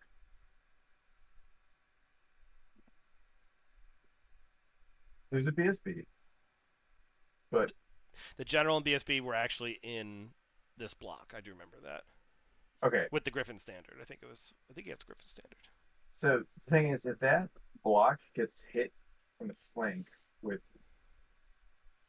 5 cav, you know, to wound to him, Mhm. they lose a steadfast. Mhm. I think it's almost. This is the center unit, and then he's got swordsmen on one side, great swords on the other side, and you Good. almost you Yeah. almost Oh, you okay. almost gotta hit him in the front. Yeah. No, that's okay. That's awesome for the state troops there, and that's like a beefy unit of swordsmen too. 25 swordsmen. Yeah, that's Co- like that's a solid unit. yep, company with 2 mortars and a hellblaster. So that's the war machines with the engineer in the back. And then you have to also remember the great swords are also state troops. Yep. So you sit them next to the I think you put them like next to the swordsman or something, or next to like maybe you put them next to the handgunners with them, but I don't know. Also brought a steam tank here, Conqueror version. That thing sat on a point and was just terrifying. Couldn't move it. And then this is the first allied list that we have here. So there's a contingent of cults of Ulrich that are coming with the Empire list. And that cult of Ulrich includes the Warrior Priest on a warhorse and Knights of the White Wolf. Now, I didn't actually pull up the Cults of Ulrich book, but I think So they had the cavalry hammers, or they yes. used to in sixth edition. So I think these guys, it was either maybe hatred or they have two. Instead of it being like a great weapon, it's like you get +1 strength always, and then you get a strength bonus of 1 for the first round. So it's like a better great weapon. And no, No minus initiative, I don't think, with it. Yeah. Okay. So this list a little bit different take. You still got some war machines and the that's steam a cool tank. list. Yeah. I like that. That's a really cool list. The only thing I'm worried about is your leadership 8. So Yeah. more, yeah, leadership 8. Got a BSB. He's not very well protected. Um, but yeah, Okay. so I would put that. I would hide that at the general in the BSB For his first list that he's created, just bringing it to an event, I think this is a good take on it. This is going to be I agree. interesting to see Oh how yeah, folks are going to handle a 54 block of pikemen sitting on an objective. for sure. For first time list, that's a pretty awesome list. Yep. Nice. All right. All right, high elves. I'll let you kind of tackle Sam's high elves because you are a high elf player. All right. So his general is literally the same general I run. All of it. Book of Book of Hoeth, right? Poeth, Yep. Talisman of Endurance, and the same spells. So, yep, that's a solid Dwarf Shadow. All those are good. Plus Book of Poeth, you're not going to miscast much. All right, then you get the mate. Wow, this is almost exactly. This is almost exactly in my. He saw your list in the list review and he said, "You know what? I like it. I'm going to run Someone it." copied me. So this, I like the level 2 on high magic. Hand of Glory is good. I would take 10%. It's a shitty spell, but you can, you know, I do remember it from 8th. It was always hard to land it. yeah. I mean, what's wrong with them? But it's -1 to hit, right? Is that still a thing? -1 to hit if it lands? And it does damage, so it's like yeah, not for me. BSB is good. Golden Crown, so that's a 2 up against like that's the first wound you suffer. Plus the Reaver bow, so that's like it's like you're giving your guy on footed bolt thrower. That's solid. Okay, so he's doing 2 units of like about 20 archers, so 18 and 20 archers. Archers are good in high elves now. I like 2 units of Mm-hmm. reavers. That's solid. Didn't do bows on them. You don't really need them. And then spearmen. I think spearmen are honestly the weakest for choice, but he's taken enough of them that I think they can actually hold on. There's 25. You can take 25. Two bolt throwers. I like this white lions. 20 of them. That's a good number. I usually run like 20, 21, 18 to 21 or so. Because they're stubborn, and then they're always going to be strength. Uh, At least five, yeah, because they got great weapons. They're base strength four, and they have their stances now, Right. uh, which is people think that these like everyone. I think like when the Watt book came out for high elves, people were saying like, oh yeah, like the White Lions are like the worst of like the three like high elf elites or Phoenix Guard. What do you have? Sword Masters and White Lions. People are saying they're the worst. People are saying that the Sword Master is good. I think the White Lions are probably the best elite infantry choice in the high elf book because of those stances. So you got, I think you can make them killing blow or no multiple wounds against like Did it depend on monster cav. what they were in combat with? Yeah, Yep. but like if you get charged by like monsters cav, you can do multiple wounds to them or killing blow. One of those two. You can make your enemy always strikes last, and then there's another one which is I forget what it is, but not in front of me right now. But Okay. they've got a lot to do. You know, But they're this block stubborn. is going to be moving forward, grabbing the point, and it's medium armor, but their Klein cloaks give them a little protection too. They're also importantly leadership nine now, Mm-hmm. which is huge. I mean, Mm-hmm. a stubborn leadership nine unit base. Like, you got a great eagle. I'm interested to see what the eagle does because it's been pretty nerfed to hell. Yeah, he needs me Matthias too. and a lot of them really hate eagles and redirectors in WAP, so I stopped running all mine. Um, there's that annoying rule that if it's not unit strength, I don't know, is it maybe five Unit or strength 10? six. Yeah, then they Unit make six. you close it in, and you just can't redirect anymore. So Well, we'll that's why see you run two eagles. together, right? Yeah, Yeah, so the unit this. strength six. Yep. So we got one solo dolo eagle here, so I'm interested to see what happens. Big phoenix though, the ice phoenix. Oh, You, that's such a good unit. yep, you ran that too, and the phoenix guard. I don't remember what the phoenix guard does. Four board save. They get two attacks base now. They changed them. So they're pumping out a bunch of strength four attacks with their halberds. Usually people put their razor standard on them if they're a bigger unit, but it's a small unit. These guys are just hard to kill. Mm-hmm. Leadership nine. Um, I have a feeling he's probably if he's not putting the casters in an archer unit, he's probably putting them in this unit. God, this might be the bunker then. Yeah, just because like you can't shoot it out, Okay. and if it does get charged, it'll actually fight back. Okay. Maybe the noble goes with the white lines. Oh, I don't know. I was wondering because maybe you wanted the BSB to move forward, just to kind of give a little I would extra. honestly, if I was him, I'd just stick all of the characters in the Phoenix Guard. Just sit back there. Because he's got three, right? Okay, so I think that's 13. Yeah, Yeah. you can't shoot that unit off the board. You're high leadership. But Okay, so that Great Eagle, one more thing about the Great Eagle. Maybe what you can do with the Great Eagle too is if you want to, you know how like if you overrun a combat into a combat that hasn't happened yet, you hmm get to fight it. So you put the Eagle into like a random unit that you want to overrun into, so that you can fight two combats in turn. And it's a cheap way to do that because they're Okay, so so fast. instead of it being more like a chaff unit, it's more just like a setting up another combat unit for you. Okay, yeah, that's a good way to look at it. So Well, yep. Sam, that's a good high elf list. It is Peter approved since it looks like what he ran.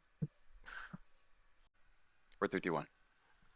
All right, so now we have Roberto's Kingdoms of Ind list. This is one of the newly added Warhammer Armies project lists, kind of a fully fledged, kind of like Dogs of War, where they've always been kind of around, but this is now a list here. And if you're not familiar with some of the lore of it, you got mythical beasts, mythical creatures. Um, as Peter says, a lot of inferior units, but there's a whole bunch of stuff getting thrown at you. Um, Shit to your infantry. Yes, Mm. very, very not so good. All weapon skill 2, kind of like the Skaven type stuff. Um, so starting with the wizard, got a general with a channeling staff. That's a wizard. Well, also we also have blue here. Oh, hey, let me say, blue decided to pop in. Hello. We already What's up, kind of guys? went through some of the We got our missions. TO with us Yep, now. yep. Chief Yeah. Tio coming on in. List is not approved. No, just kidding. I wanted to pop over to the lore of the Devas before we get too far into the list, because again, each of these armies has their own army-specific lore, and learning the Cathay lore was interesting to say the least. That one had to flip around a lot.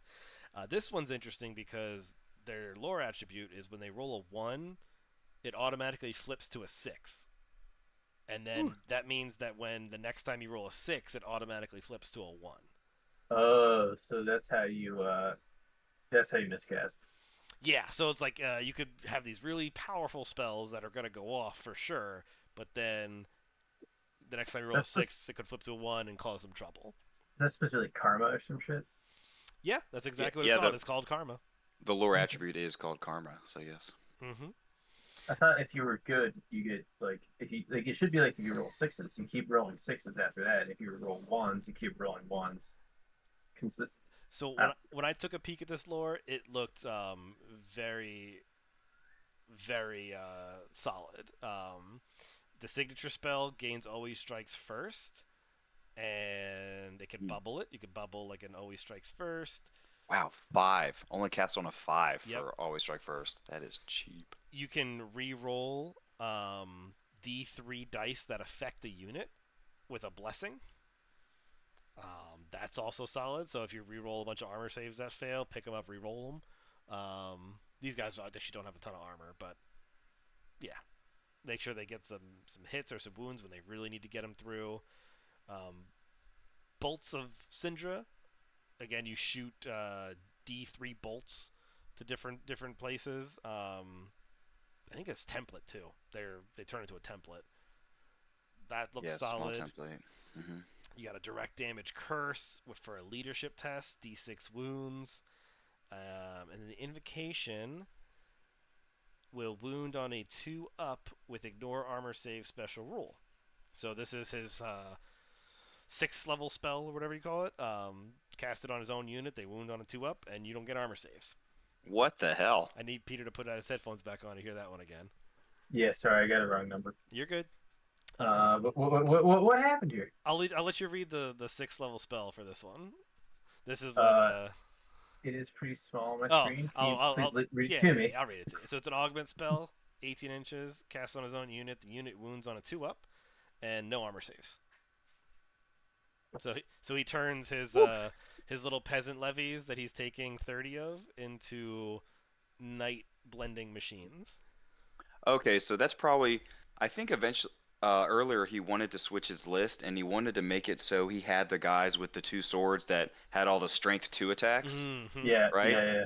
So I think, I didn't realize that was one of the spells. So I'm sure he was trying to do that and was going to cast that spell on him, because then he's going to have like 20 or 30 attacks that are wounding on 2s that ignore armor saves. But yeah, so this I looked at this lore and I was like, man, this is like one of the reasons why you want to play Kingdoms of End. Like this will pull you in, so I can understand why there's a general. Wow. So wait, but he can still cast that on like peasant levies. Peasants. Mm-hmm. It's cast on an 18 plus, so it's not. It's the easiest thing to get off. He's got a level 4. No, but you're throwing 6 dice. Yes, he's gonna throw 6 dice at it, and he's got a level 4. This is why we bring magic defense. Is that an invocation of Shavi? Yes. So, for everyone that's like, "Oh, why'd you bring all these scrolls?" It's like, "Cause I gotta stop something." Because there's just kind of shit hanging out. But yeah. Well, what's interesting is that doesn't say only in combat. So if you have a mass archer unit that wants to shoot, you can volley fire, and you're wounding everything on 2s. It doesn't say. That sure says does. The target unit will wound on a 2+ with ignores armor save. So does he have any big archer units? He has some of those small 10 blocks, which will shoot 20. But yeah, you put that on one of those Nah, archers. that's enough. Yeah, you put that on one of those archers, wounding on it 2. Now they're gonna have some struggling with hit with their ballistic skill of 2 or 3, whatever it is. So they're gonna have some trouble hitting. But if they hit, No, that is that's almost broken for it weapons. is Even if it's weapons for 50 points for that unit, Yep. for being able to cast that on it. So Yeah, Well, that's pretty cheap. because this thing hasn't been updated in a while. This is one In of a the oldest while. books that has not been updated. It's Right. one that Matthias made, or whoever the hell made this thing, way back, like when no one was really playing this much, and someone never updated this book, and now we have stuff like this hanging out still. So because They're BS3, and the champion of the unit's BS4. Yeah, so he didn't BS3, take a champion. they're going to hit on 4s. If they multiple shot, they hit on 5s. If you got any kind of minuses, they hit on 6. So they're going to have trouble hitting, but they're going to wound you with it on. Yeah, but you auto wound no armor, 2s and no yeah. armor save. Well, think of this. So with 20 shots, you're gonna get, like, let's just say 7 hits, and you're gonna get at least, probably on average, you're gonna get 5 wounds with no armor save. Now, But you're also trying to cast an 18 plus on a little archer unit. So you basically have to shut down that one spell each phase. yes. So Right. depending on what you're playing, right? So if my Wood Elves, we don't have armor, so I don't care. You could have the spell. Sure. Fine, whatever, no big deal. Now if I'm running Knights, No, that's still Even good on, though like, my armor is a little bit different. it's still good on Treekin. It's still good on Treekin. Oh yeah. I mean, Or Tree Man. Oh, tree, hey, you killed I- tree man with that. I still have the tree Well- shirt save, the 5-up. Yeah, it's anything that's like a high toughness. Right. Because you're like, oh, your toughness 10? Don't care when you're on 2s. Like Like your steam Tomb tank, Kings? your steam tank. We just went through Empire list that had 5 steam tanks. Oh, you can delete a steam tank Yep. with that. Oh, delete a steam tank, and any Tomb King, like any big monster, is like, oh, your toughness 8? I don't care. So Wow. this is a good build around spell for the list, right? He's gonna throw 6 dice at this thing or whatever. He might try to drain your dice off with some of the other stuff. You gotta focus on this Bring one. Ruperto in the chat. I think he's an hour behind, so he should be available, right? Maybe. But yeah, so that's his general. So that's a linchpin to this whole thing. I think is getting off some of these powerful spells. Ruperto, come testify.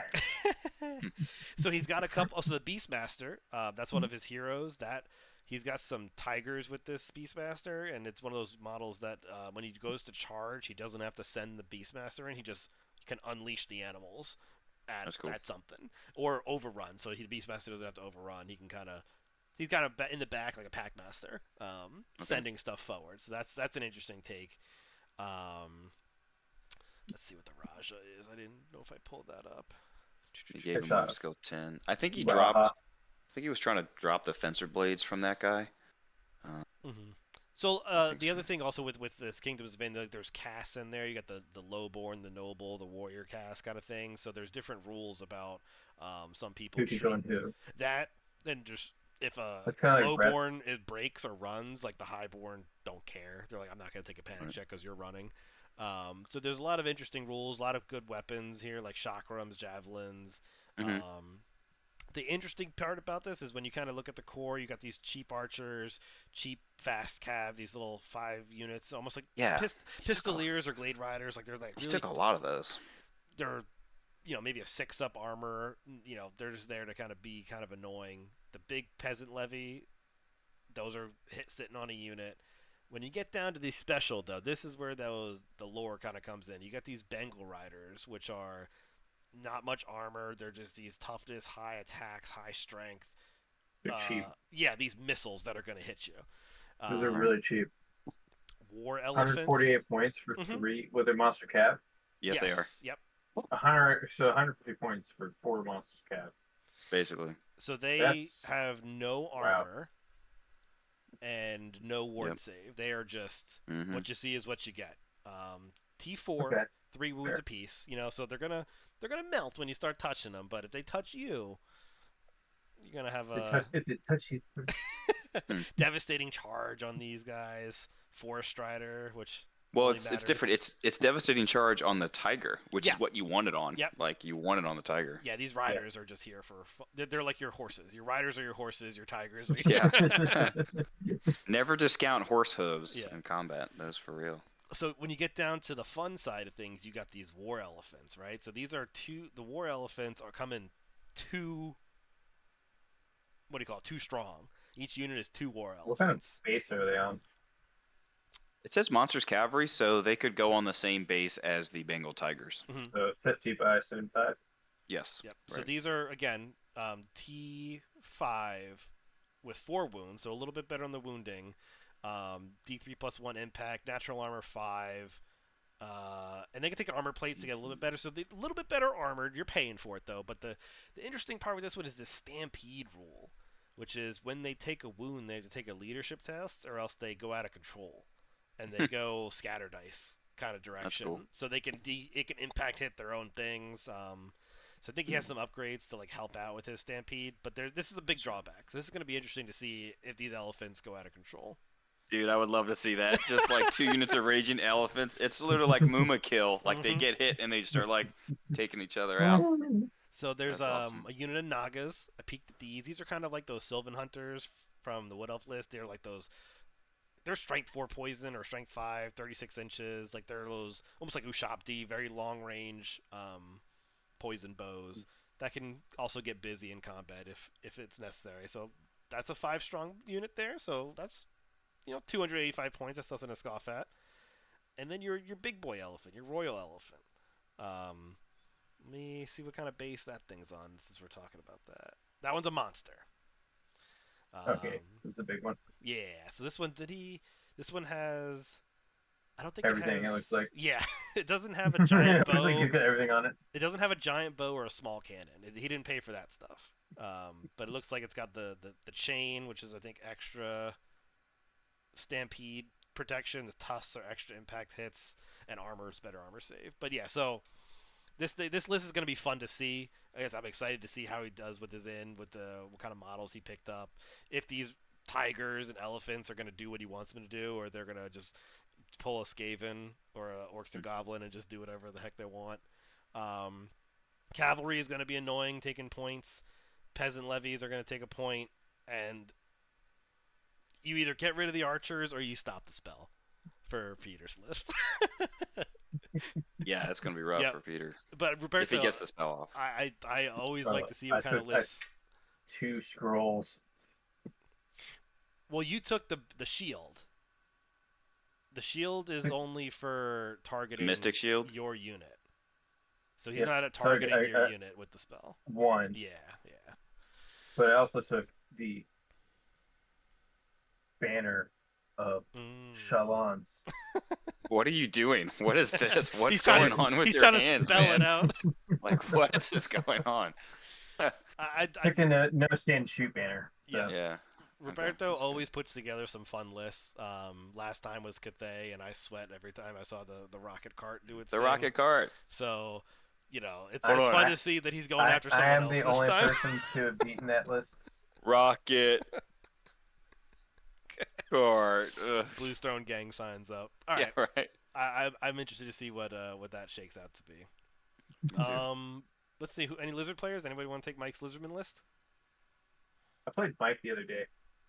Nice. Go for So it. Mike's got the source on a Carnosaur. Mm-hmm. Exactly what you'd expect. Dinos It's riding dinos. Yep. Just kill kind of thing. Then he's got a guy as Source Star veterans. That's yeah, BSB and 2 skink priests. The most consequential thing was definitely the Source Old Blood.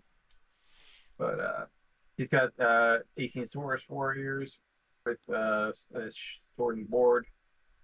He's got a bunch of skinks. He's got this big ass unit of skinks. I'm very glad to see him switching to more skink skirmishers and skinks, because I think skinks are some of the best missile troops in the game. These things they're so good. You just throw so many things at him, and yeah. Well, the best part is I charged them in the flank so they didn't get to shoot. we'll work on that. I'm gonna teach him the ways. What's the point of the big unit of cohort though? Like 23 of them. What's he doing with that? What's he using that for? He sits them in behind his units and he shoots them. I'm thinking it's also a point holding thing, because he has Yeah, these big they sit on the Saurus objective. warriors. Yeah. Why did he give him the banner Eternal Flame? Framing Just- attacks. But that's only for close combat. No, it's for ranged, I think, also. Did they change that in WAP? I think so. Yeah, WAP has it's always zero attacks. Same thing with like Razor Standard, I believe, is both. I didn't know that Razor Standard was range attacks, and I would have definitely put it on some archers if I had put 2 and 2 together with that I'm one. pretty sure. I'm like a right here. But yeah, definitely Eternal Flame. Oh, no, you're right. It's just the whole unit gains armor piercing. Yeah. Okay. That's Well, how so Roger's got that. I don't want to get AP3. too into Right. the weeds, but Oh, sorry. Okay. My bad. so no, I'm thinking like, cause like when you look at the bow that you're shooting, that's what gives you the armor piercing. I don't know. I would think on it because I'll definitely, if it works like that, I'm throwing a Razor Standard on something. It does. Like it just says, it used to say something different in 8th edition, but Banner of Eternal Flame, a unit with this magic standard gains flaming attack special rule, and same thing with Razor. Yeah. Okay. Okay, sorry. Okay. Cool. Seems good. Poison and flame attacks for that unit. Skink Skirmishers. Good old Razor Razor Dons. Yeah. Needs to be better. I'm glad to see some Temple Guard, not with a slant in it. These guys get a break for once. Well, they're also natural stubborn now. Well, just they don't got to worry about Mike's dice exploding on them. So these guys Oh, are hey, they're I'm not sweating. babysitting a frog. They're not Yep. sweating every turn, wondering if What? they're gonna stay. They're like, you know what? With how many of them in base contact? That's 4. I 10 in hope base contact. I hope his Temple Guard really do work for him this game, or like this tournament, because it's like they finally get to shine. I actually like Razor Dons right now because they're doing a grape shot, so it's I think it's a artillery ties plus a D6 worth of shots. It's pretty good. It's And I solid. don't think they suffer for multi-shot. Something. When Oh, they that's true. Yeah. when they Yeah, miscast, they something good. just eat some skinks, right? That's all they do. Yeah, I think so. Yeah, They're it's like, like whatever, who D3 cares? skinks. Eat them. Yeah. No, but like Temple card are really good now 'cause space stuff. Yes. Let's see what Skaven Pelt Banner does. I kind of forget. Yeah, because I remember charging them. I'm like, okay, there's no salon in it. They're not stubborn, right? Oh, yep, they're stubborn. Surprise. So I had to kill him to a man. Okay, so he gets Frenzy on his Temple Guard, and he has the Hatred for Skaven on the Temple Guard unit. So they are Frenzy, 2 attacks each, right? When I think with Frenzy, they have 3 attacks. Oh, 3 each. attacks, yeah. Yeah. Okay. So 3 attacks with Predatory Fighter. It's pretty good. And he's That's got really good. Speed of Light on the Skink Priest, so he wants to give them always strikes first so that they can do their thing. Phos Protection, Flesh to Stone. Okay. A lot of strength 5 Yep. attacks. Cool. Good old Basilodon, good old Steg. He's got Engines of the Gods. I think that gives him a bubble ward save.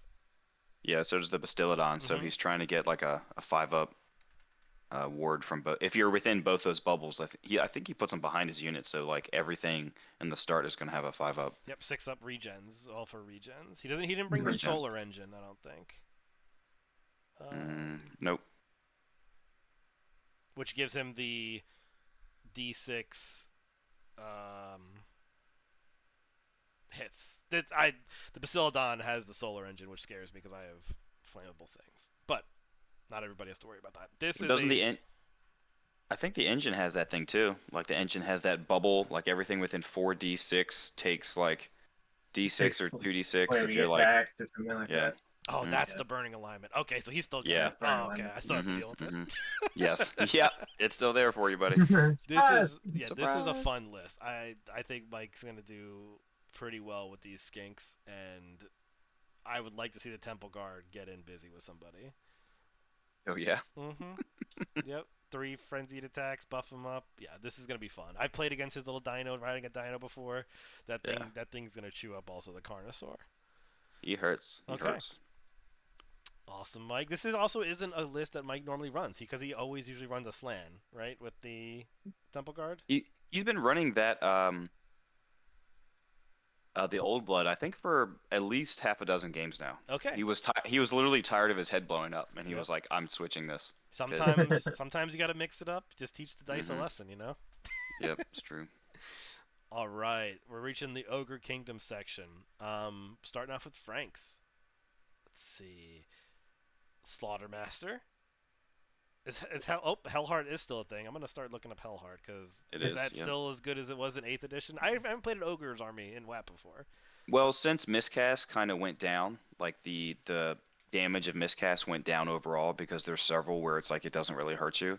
Yeah, Um, Hellheart is not as good as it used to Okay. but I It's still have a still. special place in my heart for be. Hellheart Yes, because I yeah, hate it because I it played you at was. a Adepticon with it, and Oh, so it's Oh yeah, it was amazing. It's really it's good. It's really wizards within 12 inches must roll 2d6 on the miscast chart. So it's not just like all wizards immediately suffer a miscast. It's like you got to be within 12 inches, and it's only 2d6 on it. Okay. well, but 2d6 is pretty good because you're gonna 7 plus, you know, and plus with all the exploders, there's a good chance you can get up to 12 and nuke that wizard pretty easily. Let's see. well. Okay, so if you look at his Slaughtermaster, he has the Great Maul Pot. I don't know if you know what that does, but that's going to take his character up to toughness 6. He's still going to have 5 wounds, but it would be toughness 6. Okay. Uh, what's is weird? Yeah. So I don't actually think he can take Boots of Flight anymore. Um, so if you do Boots of Flight, That's an it expansion says pack. no. I think you actually can do this because the Great Maul Pot, all that does is it gives you troop type War Machine. It doesn't say your chariot. It doesn't say you're mounted, anything like that. So it gives you a lot of extra wounds. What it does though, it makes the character stubborn, and he can leave. He can go in a unit, but he can't leave it. But the Boots of Flight lets him fly. So he's now like a War Machine, like on a big base, on a chariot-sized base, Sure. model That on foot only, that and has the flying roll. sorry, he doesn't have flight. He has He movement has Boots of 10. Flight. Yeah, so Boots of Flight doesn't actually give you flight. It's just like flight of speed. So it Gotcha. gives you Okay. movement 10 with Strider and Swift Stride. So he can be marching 20 inches with this guy and just like doing whatever he wants. It's going to be hilarious. Okay. The Halfling cookbook lets you re-roll, I think, one of your dice every time you cast a spell. I wish I could get it exactly. Yeah. So if it's the Mm, expansion magic items, I think Peter's got that book. I Yeah, have I all got the that up. regular army books here. so the Forbidden Rod's pretty cool. Yep. Um, That one's nice. So he wants to get a big magic phase in. So he wants to yeah. march 20 with his T6 and just get into a great spot. hmm Lore of The the scalp. Maw. The scalp. Halfling Cookbook. Yeah. Reroll 1 die before the Maya. What? Would you say? Reroll 1 die. What? A model with Halfling Cookbook may reroll 1 dice, except once per cast and roll when using Lord of the Great Maw. That's cool. Mm-hmm.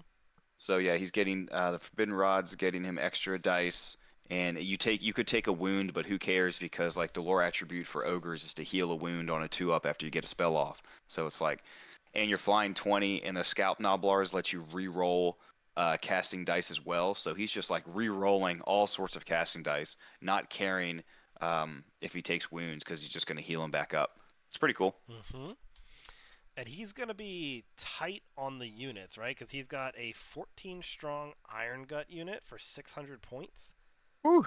Gorger. Has Those are all his core. because those are Wow. ambushers. I think the Gorger, right? They come. Yes. Yep. They're amazing. They're really good. A Lead Belcher. 60 eddies. Yep. So basically, there's going to be one unit walking forward with a bunch of auxiliary items, auxiliary One, units. 1, 2, 3, 4, 5, 6, 7, 7 deployables. So this, as I'm looking at it, the Bruiser has got the Rune Maw banner, which enemy Only six- spells that 6 target deployables. enemy spells that target this unit roll a d6 on a 2-up. You have to pick another Bounces. target. Mm-hmm. Um, Amazing. and if there's no other target, then you don't get to cast it at them. So Yep. there's going to be one unit, and on a 2-up, you don't get to cast whatever spell you wanted on them. Mm-hmm. It's also going to have the Dragonhide banner. And that's basically it. Gives your the Iron Guts the standard. It's going at its initiative, so it's like a strength 3 or 4 ice attack breath weapon. Mm-hmm. So you're likely not be able to use it until it won't become into effect until the turn after because ogres swing so slow.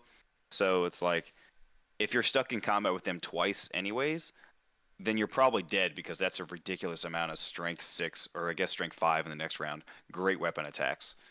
And you reroll all hit, wound, and armor saves of 1. Yeah, it's huge. Now is that always with the Always. Dragonhide or with the is it? Always. That's really good. On the turn to make a Really good. successful charge. Sorry, I gotta keep reading. Okay. Right. So, is that Iron Gut unit stubborn somehow besides steadfast? No. The only way is if he casts the Lore of the Maul, whichever one it is. It's like their first one, or it's like their first spell to make them stubborn. Yeah, stubborn. That's fucking ridiculous to So- have Yes. a stubborn spell as your like. Yeah, so Ogres need it though. Ogres leadership is pretty poor. Like Yeah, it's very sure. low. Yeah, so he's gonna basically have one unit that's gonna go across. I don't think he's gonna even hold points with this unit. I think this is I'm gonna go get you unit. Everything else will be my points unit. Yeah. Lead Belchers are gonna do their thing. Yetis are gonna do their thing. He's got an Ice Mammoth and an Iron Blaster. Yetis are better than they were last edition because they have ice attacks now. I think they're initiative 4 base, so they're on the charge or initiative 5. So they're going to be swinging likely before you with a ridiculous amount of attacks. So then you're going to have to reroll their hits against them. And what a lot of people don't realize is their movement 7. So they're actually rolling 3d6, pick the 2 highest for charges. They are quick. Yetis treat all undefended obstacles as open ground. Yeah, Okay. they're just I was like, what is whoop-de-doo. scale terrain? I'm like, what is Yeah, this? it sounds cooler than what it reads, but whatever. Okay. Ice Mammoth is cool. I started to put this list in like I'm not sure where this list was going because I saw this giant unit. I'm like, what's he gonna get done with the giant unit? I'm like, you can kind of just ignore it and do all this other stuff. But then I'm like, now I start to piece together all the buffs that this unit's gonna get, and I think it's gonna be trouble because this unit's gonna get March in front of you and then Hellheart. He's gonna just bring everything in, boom. Well, I don't know if he's actually gonna put. I think he's only gonna put I think he's gonna put his Bruiser in that unit, so it's gonna be could be 5 wide, 3 deep on the Iron Guts, or it's gonna be. He could put the Butcher in there, but he might even put the Butcher in the unit of Lead Belchers. I don't know. That might be what I do. But the Ice Mammoth. Do you want to hear what this thing does? Sure. Let me pull it up over here while you go. It's 340 points, and he gave the Harpoon Launcher, which is basically like a lower level or lower strength bolter. It's movement 8, which is pretty fast for a big monster. Weapon skill 3. Really fast. Yes. Most big monsters are like 6 now, so this thing is movement 8, and he is hoofing it. So he's impact hits D6 plus 1, no big deal. ITP, of course, large target 10, whatever. He's got a 5-up armor. So he has smooth ride, which means like he can move and his guy doesn't suffer from moving and shooting. But he's strength 7, toughness 6 with 10 wounds. So his impact hits are at strength 7. He's gonna stomp you. No, I'm sorry. He's like a giant, so he rolls on the giant chart. Man-sized things, big things. And some of them are pretty cool. He can like chuck people. He can just stomp them into nothing.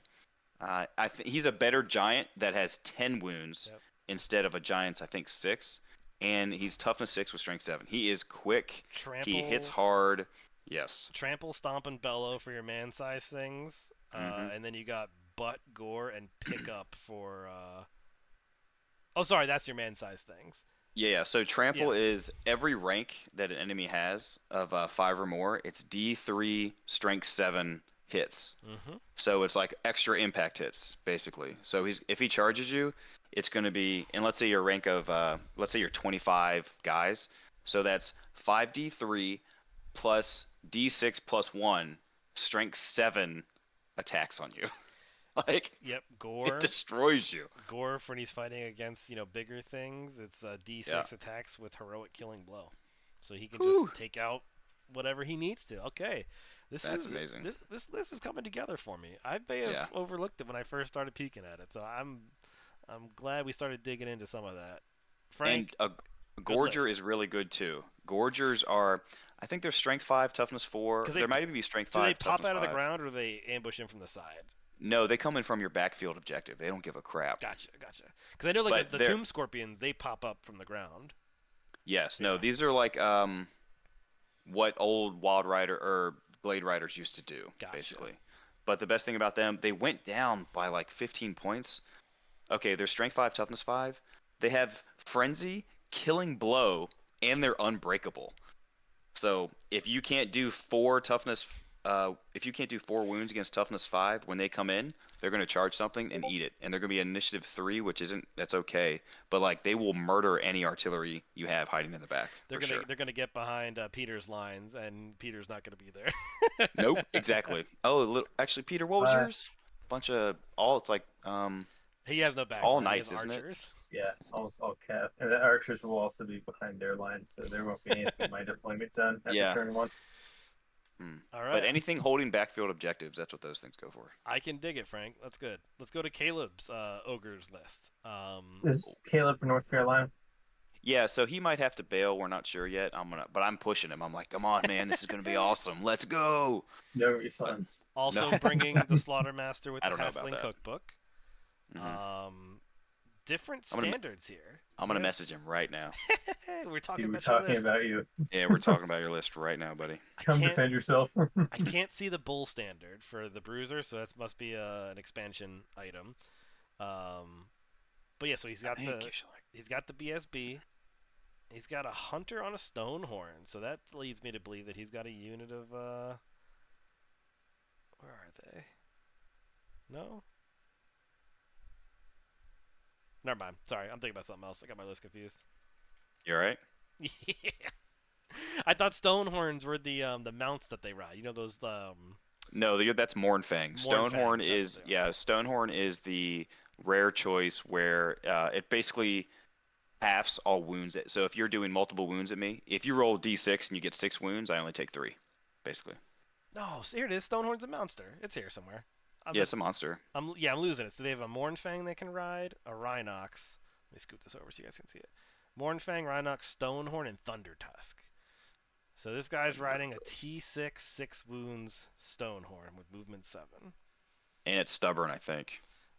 Stone Skeleton, Natural Could be Armor, wrong. 4 up, Frenzy, Earth Shattering Charge. Not Devastating Charge, Earth Shattering Charge. Maybe it's not. Oh, no, it's not stubborn. It's not. A Stonehorn has unit strength 9. Okay. So that's a big boy. Well, I'm trying to wonder, so does it become unit strength 10 because you put the character on there? Because you bought, I know like Yep. chariots and stuff, like does it get +1 because you paid for a new something? It does. I don't know. It does I don't add know. because I remember when I had the dragon, and I had the guy on top of the dragon. It added. Okay. I think you had +1 to the wounds of the dragon was like with the unit strength. So this thing is It can disrupt.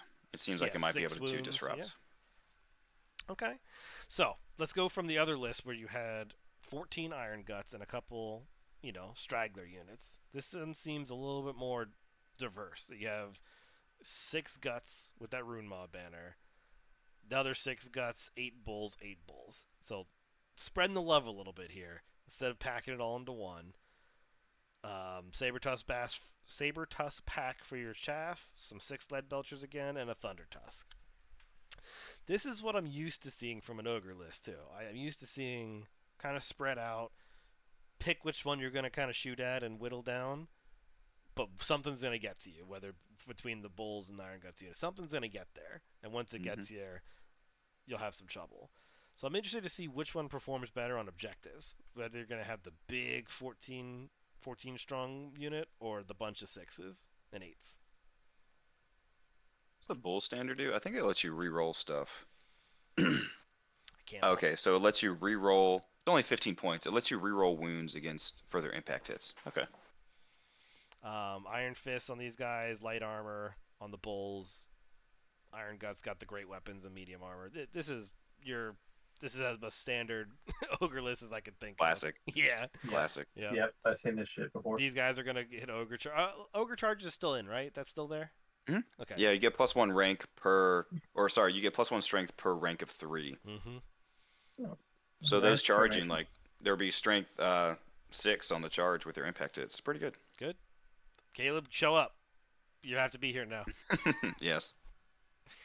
All right. Who wants to take Curtis's Orcs and Goblins list? Because I do not know much about Orcs and Goblins. Never played them before. Let's see, Blue, do you know much about these fine fellows? I know a little bit, so let's do maybe we should do like a combined one. So he has a level 3 Night Goblin Shaman. Ditto's double doing doodas. I believe that means you can cast the same spell twice, if I'm not mistaken. Yes. It's awesome. Obviously, Power Stone, we know what that does. It gives you extra Yeah. dice.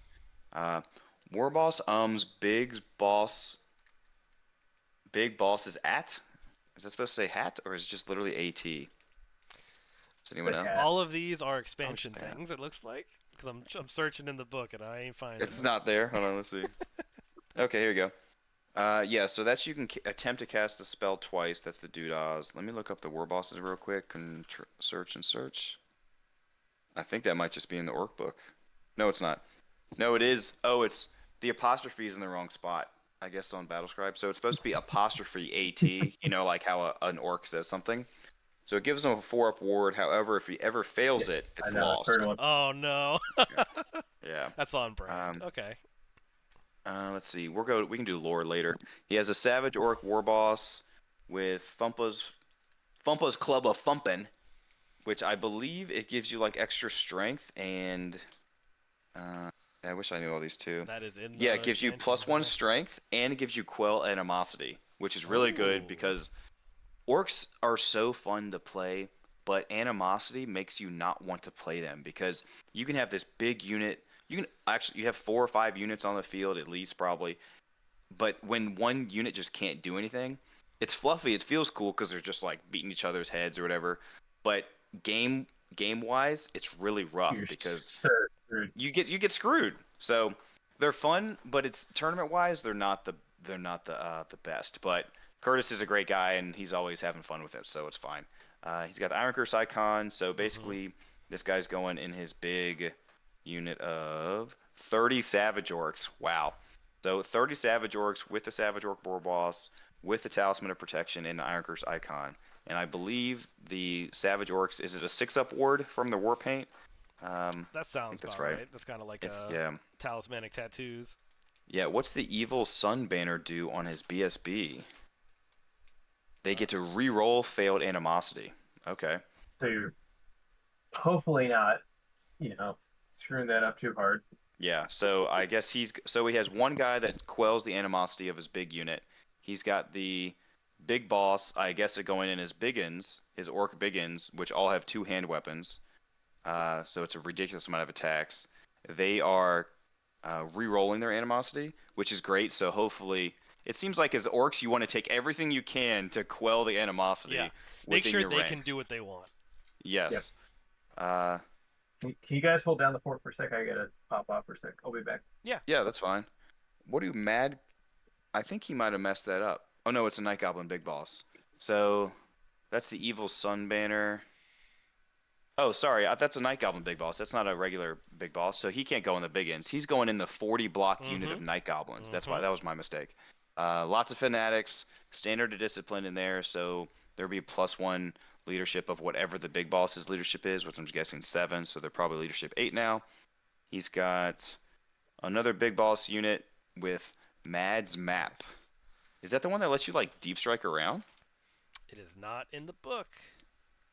On a 4-up before deployment, their unit gains scout special rules. Ooh. On a 1 to 3, they got lost and they got ambush special rules. That's really good.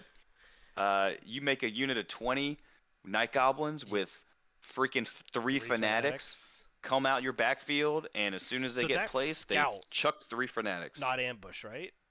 No, on a 4-up, they get scout. On a 1 through 3, they get ambush. Oh. So sometimes you want to roll that. You hope they get lost. Yeah. Okay. That's Wow. interesting. Yeah. So even if they scout, right, you have to be within 12 inches. You have to stay away from stay out of 12. Or outside of 12 inches. Right. What's the fanatic range? Is that 12 inches or 8? No, it's 8. It's 8. So what happens is if anybody you moves. scout 12 inches away, no, if you go first, if you scout 12 inches away, you move first. You move up 4 inches, chucking fanatics out right there. Or even if they go first, they have to stay outside of 8 inches of you. Yeah. So movement's gonna be real tough. That's huge. Yeah. That's really nice. I really like that. Do you think he'll do it on the 40 block or the 20? I think I guess it depends on who he's fighting. If he's fighting a very shooty army, I 'Cause might do it with the. he's got netters on the 40 block, so like he could almost scout on the objective and just be like, "I'm here, come get me. I have fanatics." That's true, and you have to take me off of here with nets, and I have a standard of discipline, and hopefully I'm quelling my animosity if he puts the Evil Sun banner in there. There's a good chance he could do that, and I would love to see like first turn, scout, a big unit of blocks just like right in the center, just holding it. And That's Curtis, if cool. you haven't thought of any of these ideas, feel free to use them. Yeah, he's good. Hopefully he's thought of these things. So we Let's have see. big uns. Yeah, go for it. Right? So these big uns are strength 5? They're 4 base, but every orc has the Choppa rule, which is like I think in the first round of combat you get +1 strength. Yep, okay. So 35 dudes with 2 hand weapons at strength 5. And I think they're 2 attacks base, so that puts them at They are 3 attacks. They're 1 attack Oh, are base, but I think when you have the Choppas, you might get the extra attack. Because you have 2 hand weapons or something. I think Choppa, yeah, that's how they get the second one, but I thought they had 2. Maybe they don't. Oh, black orcs have 2 attacks base now. So you have 2 base. Yeah. Oh, sorry, 1 base plus additional hand weapons. That's how you get the second attack. And whatever the Bastion Flag of Bork. Let's take. I just looked that up. What that does is they ignore their first failed animosity test of the game. So is that the third item to stop like animosity? That's what you have to do. No excuses, Curtis. I don't want to hear it. Oh, and he has the Savage Orcs have the standard of shielding, so they're protected from Iron Curse Icon from War Machine, so they have a 5-up, and they have the standard of shielding, which I think is MR1. So then they also have a 5-up for magic spells and stuff. Is that the one from missile attacks, or is this the one from? Oh, you know what? You're probably right about that. This might be the magic missile one, or maybe just missile attacks. So it works for magic missiles and regular missiles. I think you're right about that. Actually. Which is just an extra award, so you get the 5 award. I think it's. Yeah, but if it's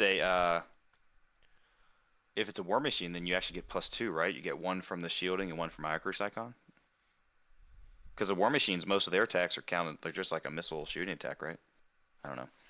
Okay, but then he floods the board. So he has 4 big blocks, or 3.5 big blocks, kind of.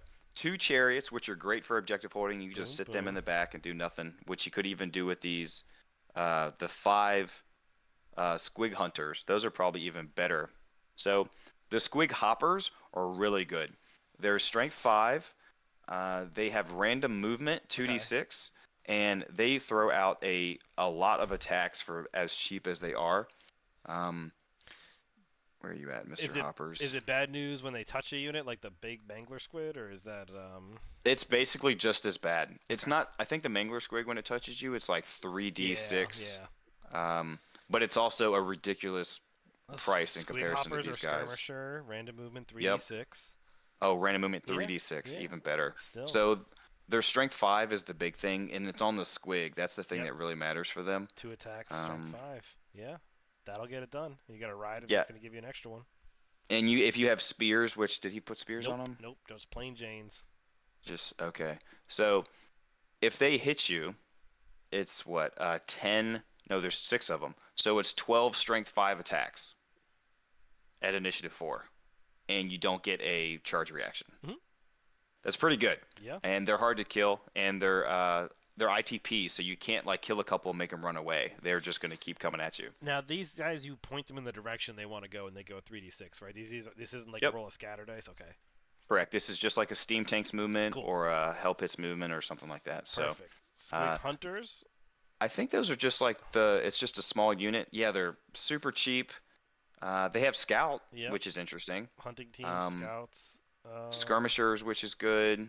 So they're not. I think he's just gonna. Okay. No, it's just like they're prodding them along, just like move up the field. But if you're facing an army that doesn't have any shooting, you put one of those on each of the objectives that are near you, and you just rush everything forward. And they have scouts, so it's an easy like I'm gonna score if you don't come up to this objective, and if you come up here comes all my orc biggins, savage orcs, and fanatics at you. So it's like here comes hunters to bait you, and then everything else gets thrown out. It's pretty good. And then the giant mangler squid we talked about, if that touches you, you're taking a ton of damage. And Arachnoroks are cool. It doesn't look like he took the Forest Goblin one, because you can put a Forest Goblin on these guys now and like be dishing out some really cool spells. But it's basically just a big cool monster that he's been working hard on trying to get it ready for everybody. I mean, And it's got the T6, 8 flinger. wounds. Like, that's going to be Yeah. tough to move. 4 And it's movement 7. Natural armor. Natural 4. armor. Poison attacks on it. It's stubborn, which is great. Dang, No, it's he has initiative flinger. 4. I can't even tree whack you with the tree man. No. I'm like, And what's this say? It says, when fighting monstrous infantry, anything with the M in front of it, before rolling, you can nominate one of your attacks to do poison attack, which is, it is with multiple wounds. Yeah, so basically, I throw 7 attacks at you at like regular strength 5, and then one of my attacks is multiple wounds D6. So you can hurt monsters pretty good. Flinger is just a... This is interesting. It's like a little -1 movement, weapon skill, ballistic skill, strength, and initiative. It like sticks on them. It does the strength 1, multiple wounds, but you're basically just annoying the hell out of them. It's pretty much just like flinging the spider's webs on people. And it's gonna do a bunch of wounds to T3 stuff every now and then. You roll some 6s. That's true. Yeah. All right. Well, if it's only strength 1, I mean, you could throw it on big ogre unit. Who cares? You still need 6s. Just roll 6s. Okay. That's hilarious. I can dig it, Curtis. I want to see this list in action. We'll see what he can do with his night goblins that are going to be either scouting or lost and ambushing. Yeah, that'll be fun. All right. Scooting along to Frenchie's Skaven list. This is our only Skaven player. Make this a little smaller. He was going to run Tomb Kings, but he didn't think he'd get them finished in time, so he was like, let me do Tomb Kings. And I was like, bring it.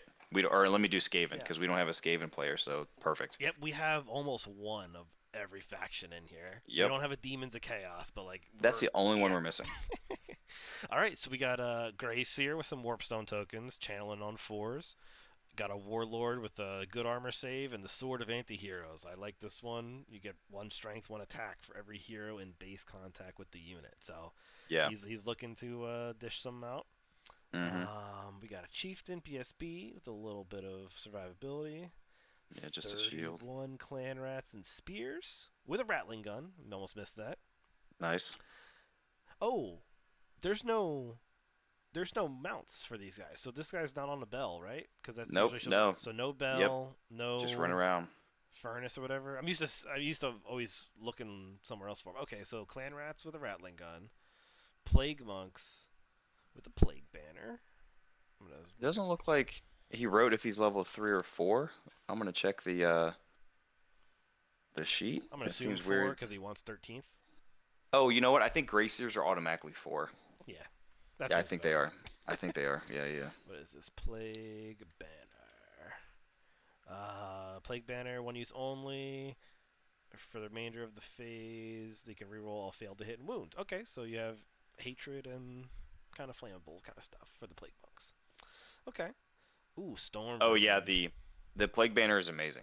It's very good. Big very units too. 40 Plague Monks, 30 Storm Vermin with the Razor Standard, with the Poison Mortar. So he's bringing some War Machines with them. I like these lists of just like, I'm gonna march some rats at you and just you gotta take care of them. Yeah, I agree. Sensor Bearers, they're the great weapon ones, right? Or flails. Yeah, they're the skirmishing ones with flails. Yes. Yep. Those could be annoying. I think they have frenzy too. Yep. If I'm not mistaken. So rat ogres, are these the super big ones, like the Storm Fiends? No, they're the same size as Storm Fiends. Actually, I think Storm Fiends might even be on 50s. But these are basically the ogres. Yeah, they're ogre-sized bases, so they're on 40s. Okay. But he gave them extra extremities, which I think is an extra attack, and troll-blooded, which is a 4-up regen. Yeah, okay. I think extremities is an extra attack. Yep, extra attack on extremities, and troll blood is a 5-up regen. Okay, cool. So they're still stupid, which is a problem. And you know what? He might actually have to take... I think you have to take 2 Packmasters for every 3 Rat Ogres. So I missed... It looks like I missed that. That's alright. Well, I'm sure it's in Battlescribe. Battlescribe doesn't make mistakes. It's fine. No, never. Doom Wheel. They're little totally hamster fine. wheel that's going to zip-zoop, sometimes in your deployment zone, sometimes in their deployment zone. Yeah. I'm surprised he's taking that. It's definitely fun and it looks cool in the field, but man, are they bad. In my opinion, they are just bad right now. Yeah, the Hell Pit, I know they toned that down a lot from 8th. That Hell Pit used to be super strong, and now it's kind of just, it's a Hell Pit. It's still good. It's still, what is it? It's T5, 6 wounds. Still strength 6 with it's random movement and it's stubborn now, which is cool. It's stubborn 8, so it's like a giant. Well, I think a giant's stubborn 10. But it's like But attacks are like the. I think they changed the attacks, right? Because now it's you roll a yeah, d6 for its attacks, and it's the beast doesn't do. Oh no, that's yeah, it just doesn't do as much as it used to, but it's gotten tankier in terms of being stubborn. I don't remember if it was stubborn in 8th, but I don't think it was in the 6th edition book. But it doesn't dish out as much damage, but it's still a big monster threat that can stomp after everything. That's true So too. You do get the yeah, stomp, yeah, and you're it's too a lot. horrible to die chart. You can get some Right. fun with that one. Mm-hmm. Yeah, you can still come back with D3 wounds. Catapult and a lightning cannon. There's just Yep. staples. Are they gonna blow up? Are they gonna blow you Are up? they going to shoot Yep, yeah. themselves, like spin and shoot down their whole line? Stuff Okay. like that. Hilarious. You gotta everything that a Skaven army needs. You got a Grey Seer. You got a bunch of rats in all forms and sizes, war machines every which way, and you spiced in a Doom Wheel and a Hell Pit. This is a good, solid Skaven list that is gonna give people some trouble. Yeah, people are going to be scared when they see so many rats on the field. Hopefully he has the right size movement trays, and then he's not like, okay, these, and then I'm gonna scoot these guys. Oh, gosh. Ugh. Cool. All right, awesome, Frenchie. Thank you for the Skaven.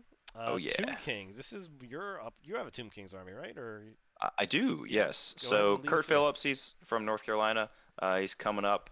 So he took a weird thing. When he sent me his list, I was confused. I was like, "You're not taking any lords?" And he was like, "Nah, I don't need a lord. We're Tomb Kings. It's fine." I was like, "Okay." So he's taken 2 Lich Priests, both level 2. The Luck Stone, it just lets you reroll one of your saves. Oh, we didn't go over the Orc lore. If you want to do that, the magic lore, Let's go back. we can do that. We can do that if you want. I just popped in my head. Curtis, let me get back here. Oh no, I gotta find the book again. So what is he? I'll say it. He has 2 level 2s. He has a level 3 and 2 level 2s. Let's see. Where you at, Mr. Bad Moon? Spells. Are they all spells of the Bad Moon? He's got Spell of the Bad Moon. He has Lore of the Big Wog and the Little Wog. So he's going to be basically doing whatever he wants. Let's just do the Bad Moon. I'll just do his level 3.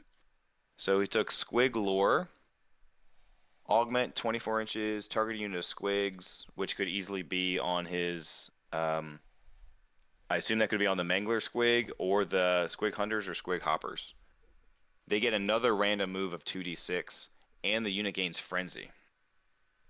So you can move, let's say it's the Mangler Squig or the Squig Hoppers, move them 3d6 in their movement phase, cast this spell on them, they go another 2d6 inches, and they could count as charging.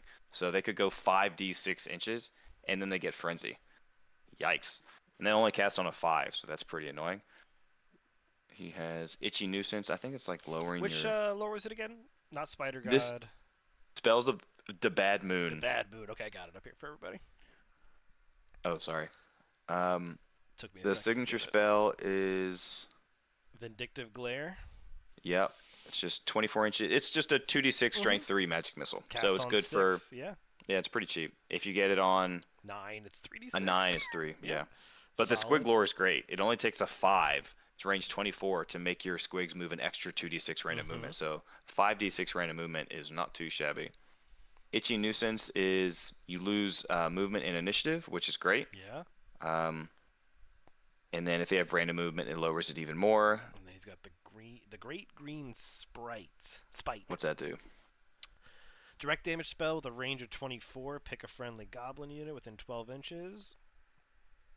The target suffers d6 strength 4 hits. If this friendly unit has a lower unit strength than 20, 2d6 hits of the... What? This doesn't make sense to me. Hold on. Wait, are you hitting your own dudes? Hold on.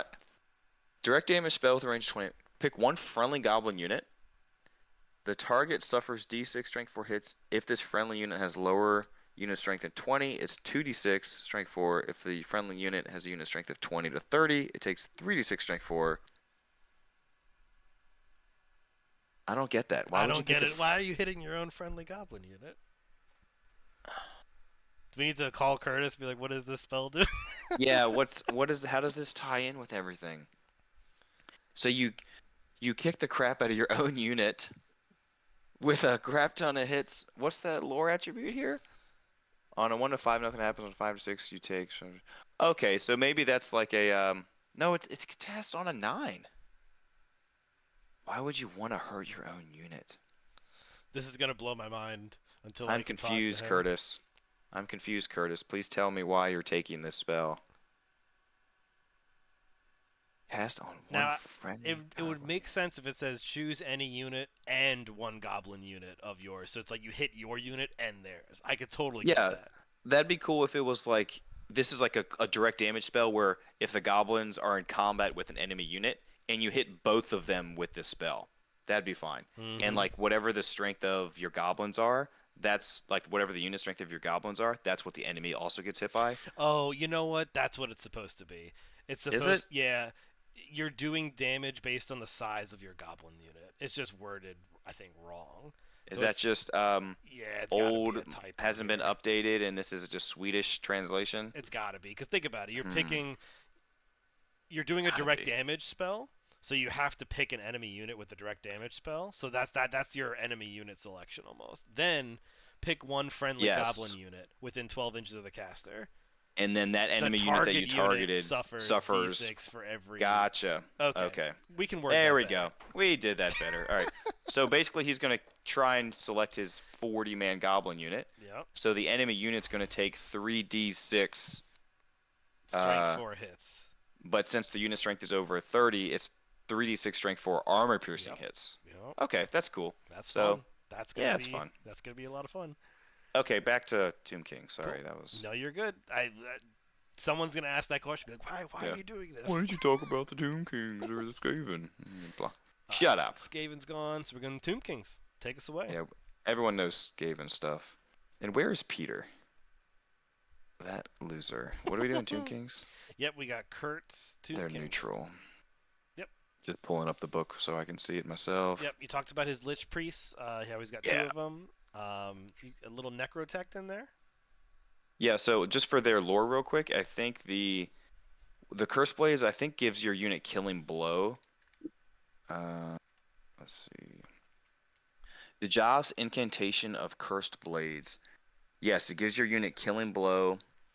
And obviously, if you already have Killing Blow, it goes on a 5 and 6 instead of just a 6. So that's really good for his Tomb Guard, which I'm guessing he has a unit of. Yep, he's got a unit of 24 Tomb Guard.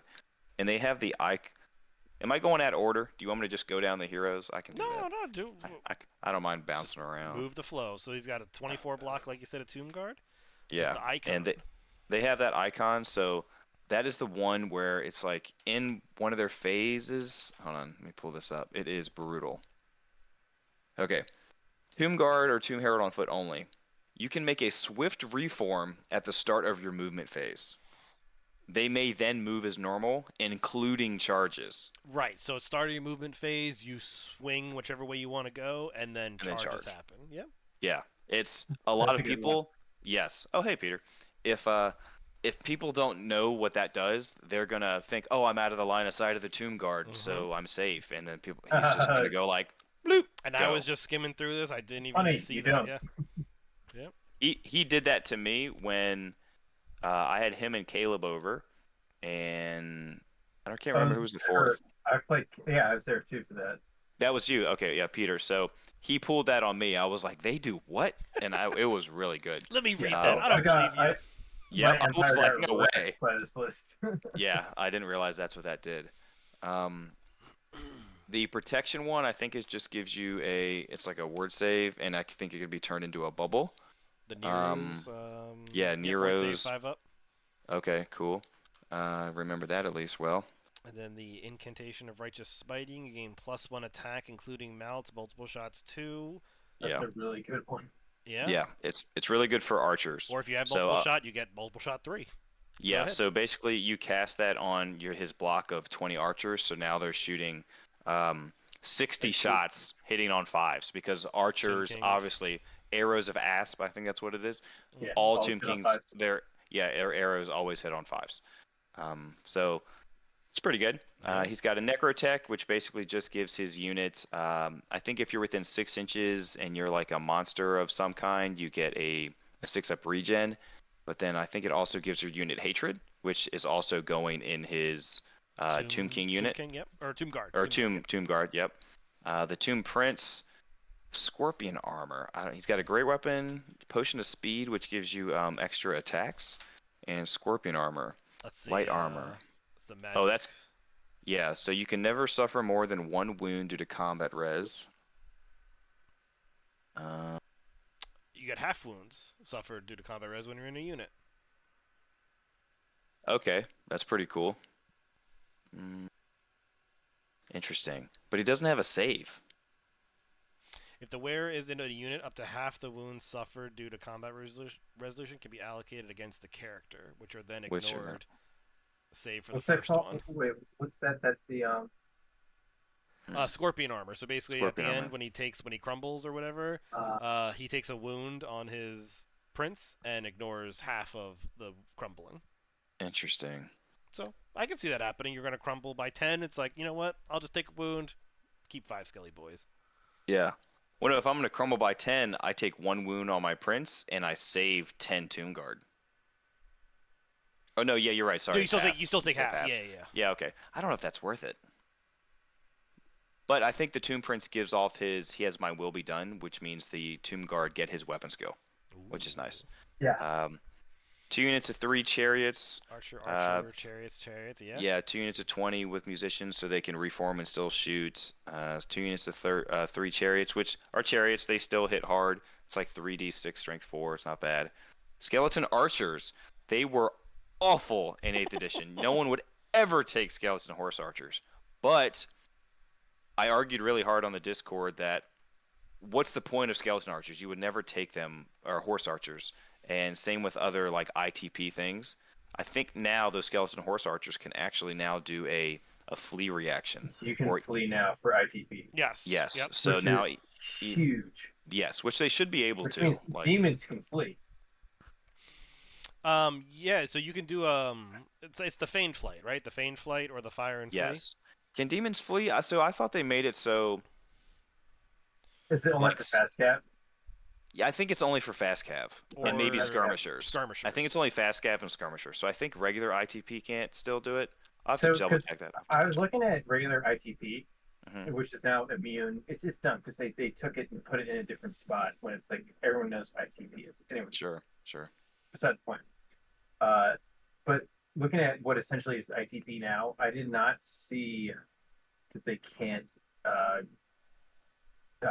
choose a flee reaction. So I would assume, unless it's written somewhere else, that they can. Well, maybe it might be in like the demonic rule where they get their ward save or something silly. It might be under demonic or undead. Like it might be one of those. I know my Grail Knights, I'm pretty sure, can flee now. But they lose the blessing of the lady, right? Yeah. Okay. Okay, so continuing on. Charge and getting wrecked. 100%. Yeah, it's worth staying alive. Discretion is the better powder of valor. I mean, I saw you do that versus the, was it against the Nurgle? David's Nurgle? Yeah, where the entire army lost their blessing. Yeah, you're like, all right, everyone's got to flee or I just auto lose. So then he has 6 Necropolis Knights. That's a big unit of monstrous cav. They are all, I think the mounts themselves are strength 5. They're 3 wounds apiece, toughness 4. It's basically like all regular monstrous cav. Oh yeah. But now monstrous cav are really good because the second rank of monster, you'd almost never take 6 of monstrous cav like 3x2 because you're just losing so many attacks. But now the second rank of monstrous cav, the mounts get to throw up to, I think it's up to 4 attacks. It's up to 3. I think it's 3 because that's what infantry gets. It's basically like what monstrous infantry get. But then the rider, I think, also gets up to, I think it also gets up to 3, or they only gave it to.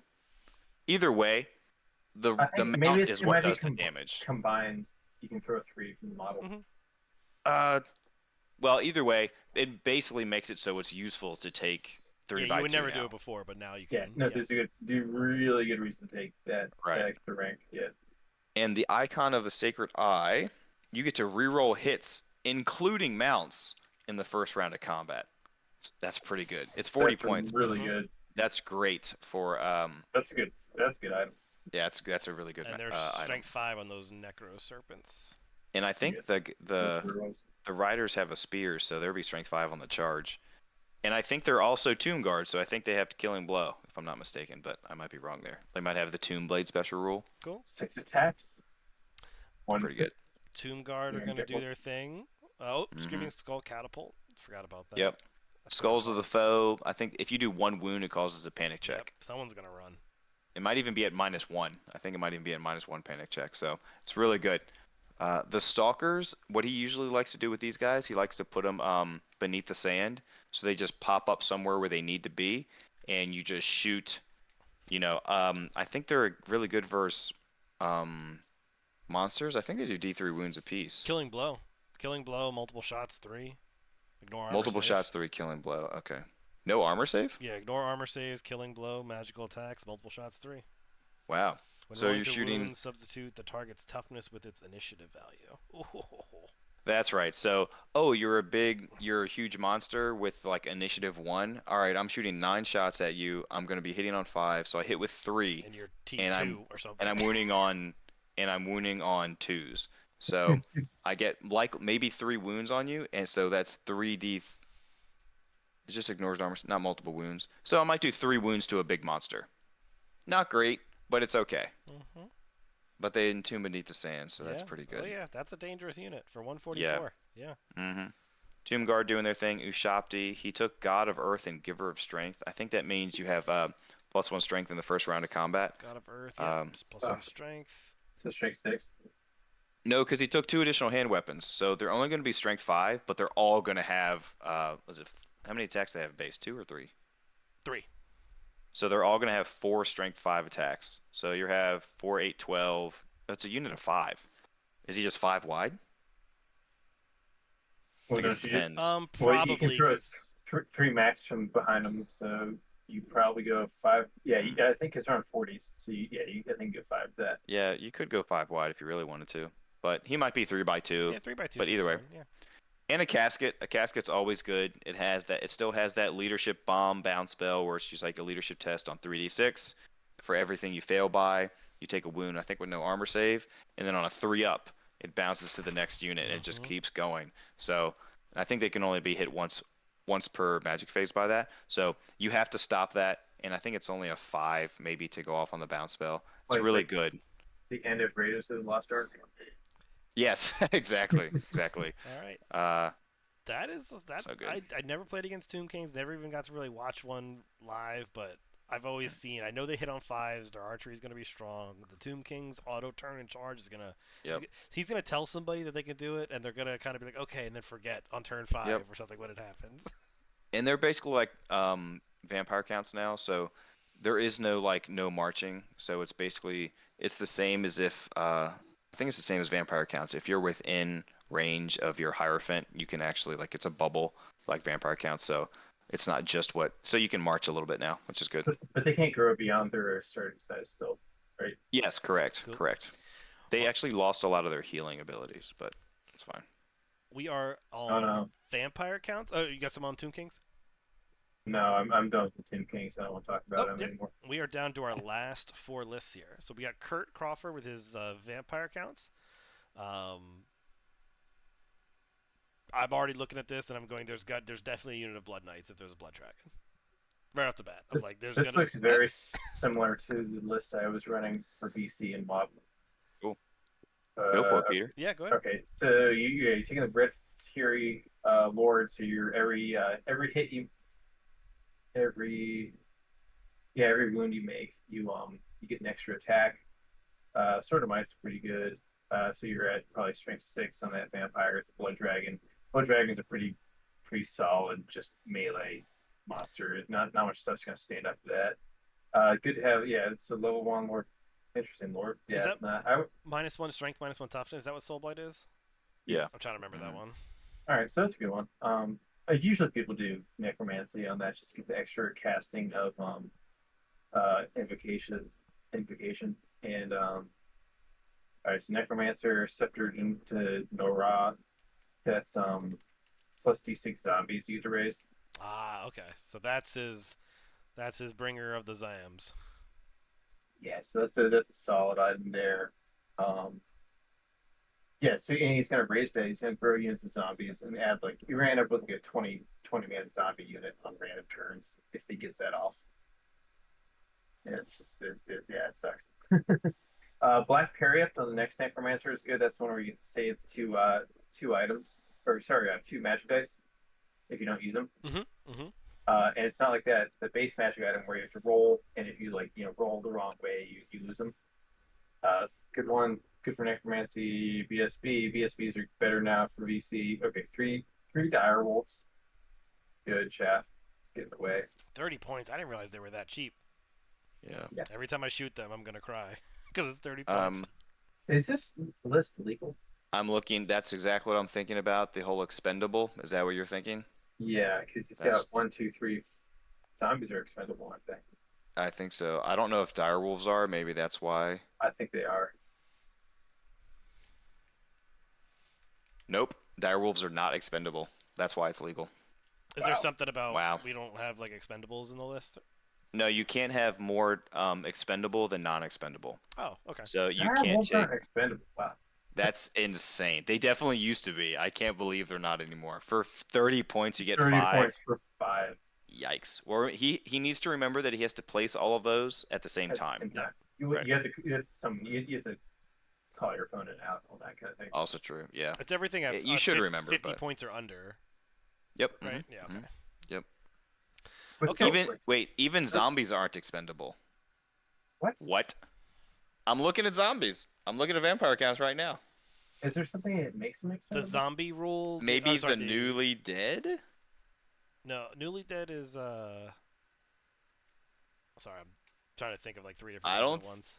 think it is. The newly dead can't be blah blah blah. I don't see expendable. Expendable rule means what? Just for everyone that's. So it basically means so if usually you can't have more expendable than non-expendable, and usually the expendable units are like the worst peasantry that you can think of. And a lot of times, Why'd you have to say peasants? our Bretonnian player, it's okay. You hate on your peasants anyways. It's fine. That's basically what it is. That's all it is. It means you just can't take multiple of them. It's usually that's so cheap that it doesn't. I think you also ignore panic from those things. Yes. So like if I'm a chaos dwarf warrior, I don't care about like these orc slaves or hobgoblins that run away. So basically, with the undead rule, you are animated construct, fear, and unstable. the only thing that's expendable in the vampire count army are the Sylvanian peasant levy. That's it. Wow. So Imagine nothing being else. That kind of shit to your empire troop. I know, right? And those things are only 2 points apiece. How much is a zombie? But that means A that zombie these guys... is 3 points. Wait, how much? What do the levy do? What are they? You can give them torches, which are flaming attacks. Okay, you give them spear and shields, bows, and crossbows. But you can only include them if you're led by a von Karsting, which makes sense. Fair, and but also, what's their leadership? Points apiece. 5, It's a goblin. basically. What's the animated construct rule? Do they get immune to Steadfast on psychology?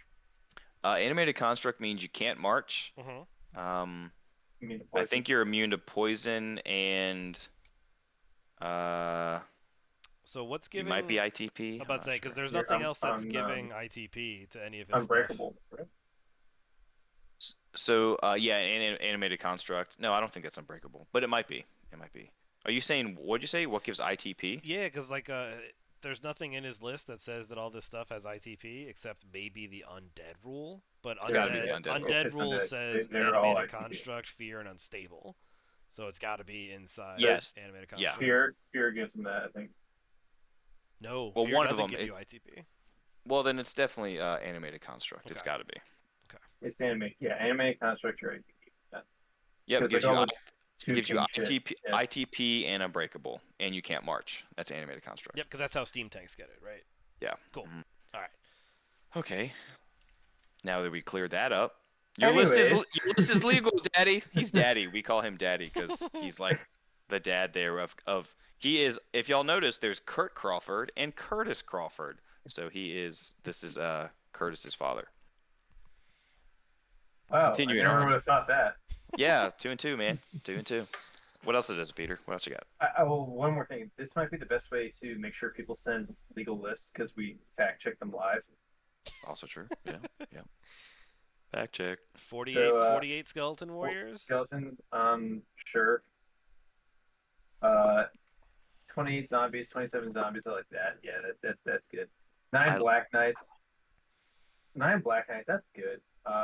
So Skeletons on horses. I'm assuming he's putting the Graveguard on horses. Our Graveguard on horses. They're Graveguard horses. I'm assuming he's putting the BSB with them because he's the White King. Yep. Because they move ethereal. That's why Black Knights are so good, is they can just ignore terrain, move through shit. Really? Yes. Is that the banner they have, or is that just general? So good? That's just general. Interesting. Yeah, Spectral Steeds, or whatever the hell it is. That one. Oh, let's see. Well, I personally like the 48 skeletons. He was talking that he should split them up into 2 blocks of 24, but 48 skeletons is really good.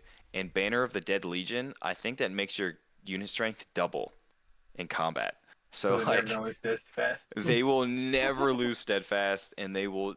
Yeah, it is gnarly.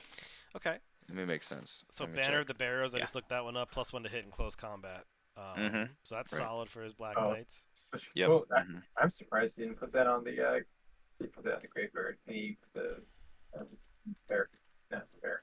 But those Black Knights are really good, especially with you put the White King in there, so they're ethereal on movement.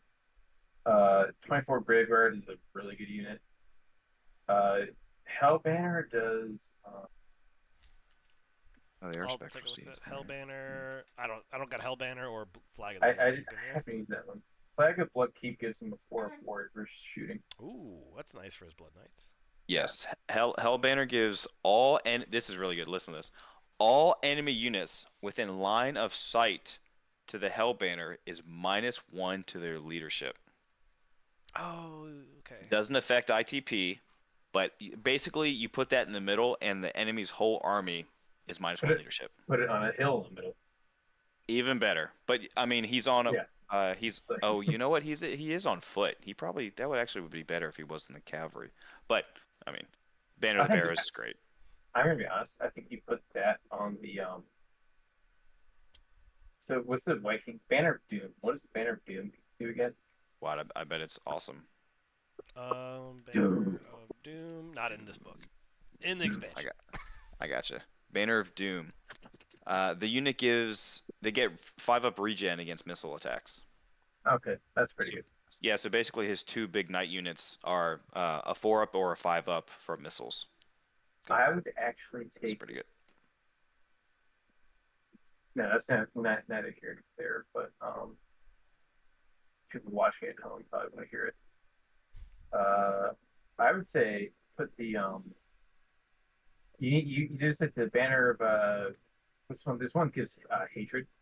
Put that with the Black Knights, so they get hatred, and then put the Banner of the Barrows with the Graveyard, and then put one of the buff banners with the White King. The unit carrying, the hatred banner. It's Royal Standard of Strigos. Strigos, yeah. Yeah, hatred would be pretty good on them, but maybe he's just expecting to win with. This list is going to be good because you're not moving his stuff a good off list. blocks. It's a good list no matter what. These are going to sit on objectives and grow more dudes. He's got 9 Blood Knights with a 4/4 to shoot. That's crazy. With a Blood Dragon, who is like just gonna murder. I think this is pretty close to the list that he brought to the Call to Arms tournament. But he doesn't have the auto hit lance. Yeah, that's true. That's true. Very pleased to see that. Yeah. I'm okay. He kept him cheaper. Just a Sword of Might. Yeah. Kept him cheap. Keep him cheap. All right. 320, 320 point vampire. Moving Thanks, into the Warriors of Chaos list. Nice. Damien came to Call of Arms. He had the all chariot kind of list. Chariot Blood Crusher, I think, list last time. Yeah, he had a ridiculous amount of blood crushers. Yep. It looks sweet. Oh, they were awesomely painted too. Mm-hmm. Had like chains and glaze dripping off them. Mm-hmm. When I first looked at this list, I was trying to figure out what was going on because I saw we have the Chaos Lord, we have a Sorcerer. I was like, okay, a little bit of each. 25 blocks of Warriors. I'm like, okay. Marks of Khorne, heavy armor, chaos armor. Mark of Tzeentch, and I was like, okay, we're going. Fuck. Oh, this one's Mark of Khorne. I didn't notice that. Yeah, supporters. Yeah, these guys are Mark of Tzeentch. Look how expensive they are. 555 and 480. That's insane for 25 dudes. Chaos, Dragon Ogres, right? And they're not. Wait, what are they marked? They're marked Khorne. One's Khorne, one's Tzeentch. one's Tzeentch. So Neither is one chaos lord in each one. But neither. You don't need to be stubborn when each chaos warrior is throwing 3 strength 6 attacks on the first round of combat. Yeah, but they're 10 in the flank. So I got down to these Fate Masters, and I had to go look up what all this was because I was like, all right, this is okay. We're out of my. Oh, those are awesome. Yeah, those are from Total War. They're from Total War. So this is what Dan from Dream Wizards runs these a lot. So these Fate Masters, you don't get the demonic because that's like on like the disc only. These guys basically they have like a 5-up ward save, and they allow any unit to reroll their 1s for armor saves. I think Fate Masters. Any friendly unit within 8 inches may reroll 1s when taking armor saves. Wow. So these guys around all those Chaos Warriors that are, I think, on a 2-up save. I think what the Chaos Warriors are. They're gonna reroll their 1s. Depends. So these guys he didn't pay for Chaos armor on the Chaos Warriors. I don't even know if they get them anymore. So he just had the Chaos Warriors have a 4-up from heavy, and then a shield, and if you're shot from the front, they have a 2. Okay, so 3-up generally, rerolling your 1s. And then 2-up if it's shooting, rerolling your 1s. Basically. Okay. I thought I saw that they had the chaos armor and all that stuff. Okay. No. Still, beefy guys that are you land some wounds and he gets to pick up those 1s and go again. So yeah, I saw those Fate Masters and I was like, very, very interesting. Flaming attacks magical on those bad boys. They're a level 2 wizard. The Dragon Ogres are good. Yeah, and then all these ogres. Yeah, like that's they're high toughness, high strength. You probably even with a decent unit charging them, you need to kill the whole thing because if even one strikes back, you're losing a couple guys. Because they're big and they have great weapons. Mm-hmm. One of them is Mark of Khorne. Oh no, that's the Chaos Ogres, and then there's Dragon Ogres. Okay, so 2 and 1. Yeah, they're all good. Chaos Ogres have a lot of attacks themselves. That's going to be 4, 8, 12 strength 6 attacks in the first round of combat. Yeah, it's not bad. These are all decent, but you basically put 2 units into them to kill it. I like the Fate Masters. I hadn't seen them before in person, and I'm very curious how they're going to do. I'm sure they're going to look awesome too because he does very good with his army painting. What I'd be very worried about though, if I was playing this list or if I was running this list, is you have 6 drops, and then 7 for characters. So, I mean, good chance he's going first. He's going first, but the opponent knows that. True. Mark of Tzeentch, that gives you MR1 and a 6-up ward save, I think it is. Right? So these guys are all tough to magic down. Yes. Well, just the 1 unit. Well, oh, you mean the Fate Masters too? Fate Masters and the Chaos Warriors. Right. Well, there's the big thing is there's no chaff.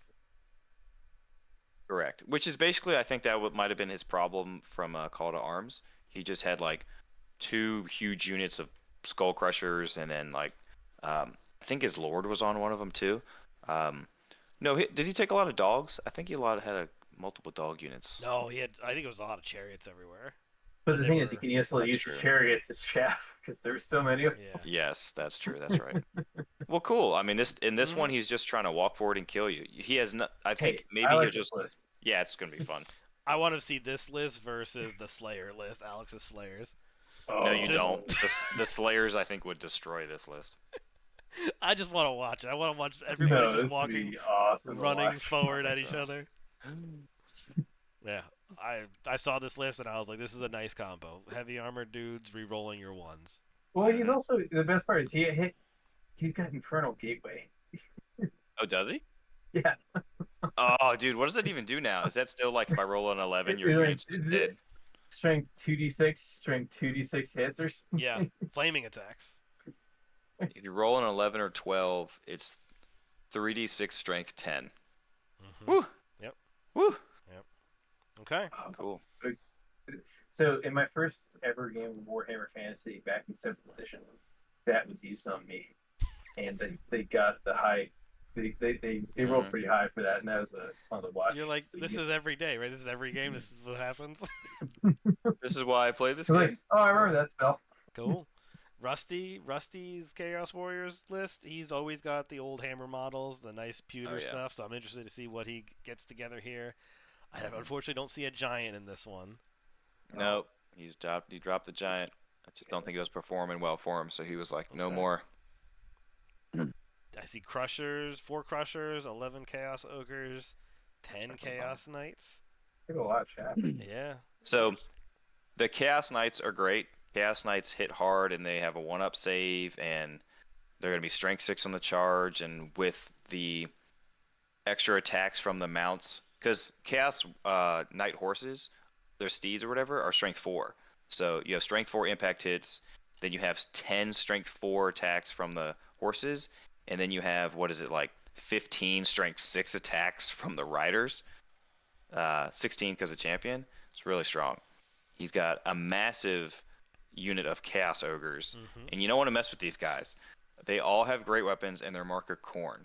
So I think he runs them 5 wide or 4 wide. I think he's trying to do 4 wide and put the Chaos Lord is going to go in the ogres.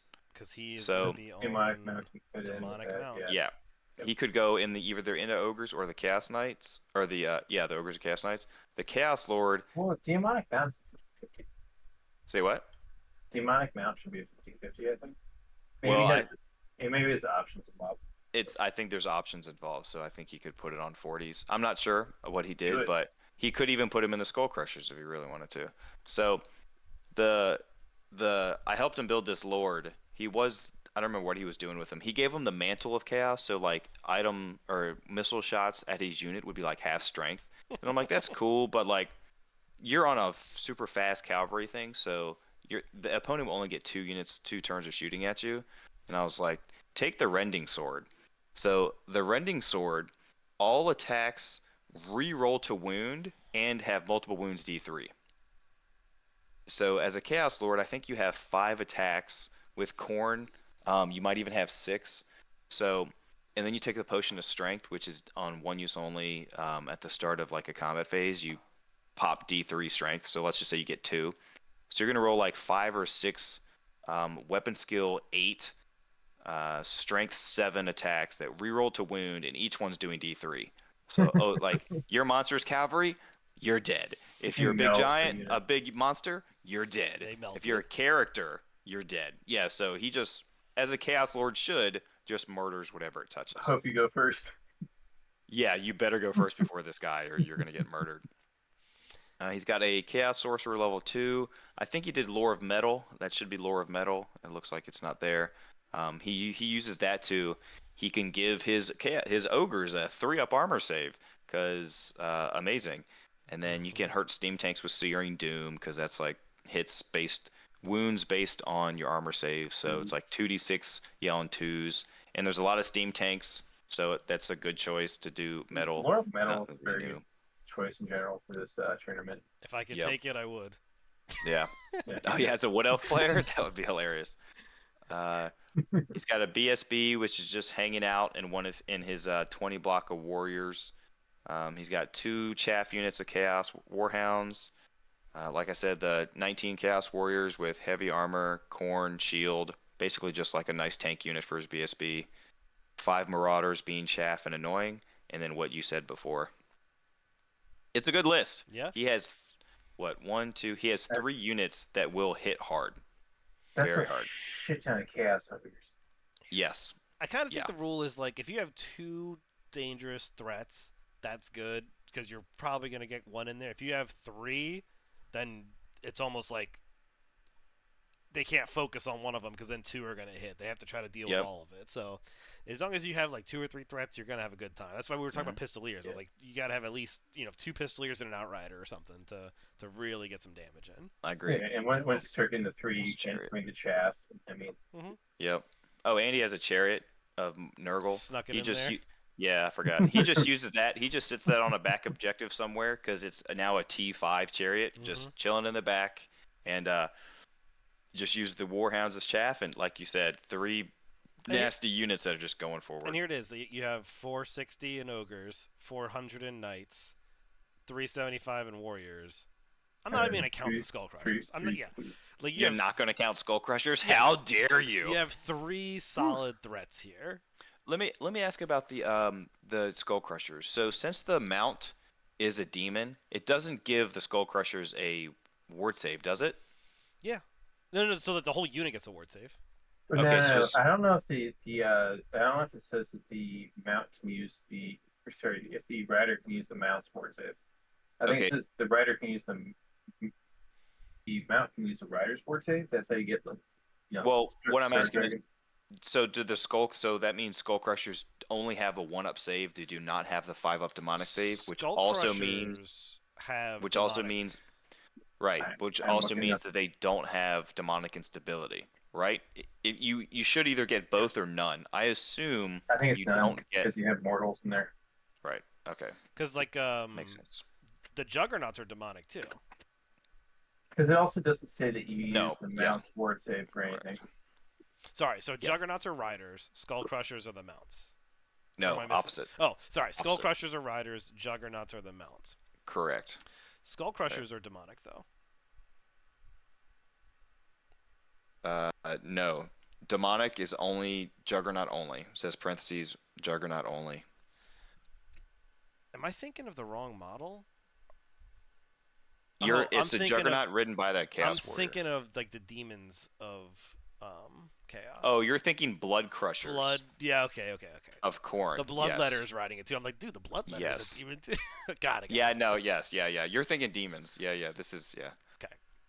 Cool. Okay, yeah, so they just have a 1-up save, which is he's got 1-up saves, 1-up save, 1-up save, and then he gives the Chaos Ogres the whatever the 5-up natural armor spell is from Lore of Metal. So then he's got Glittering. 1-up save, and 3-up Glittering save. robes. Yeah, Okay. it's really good.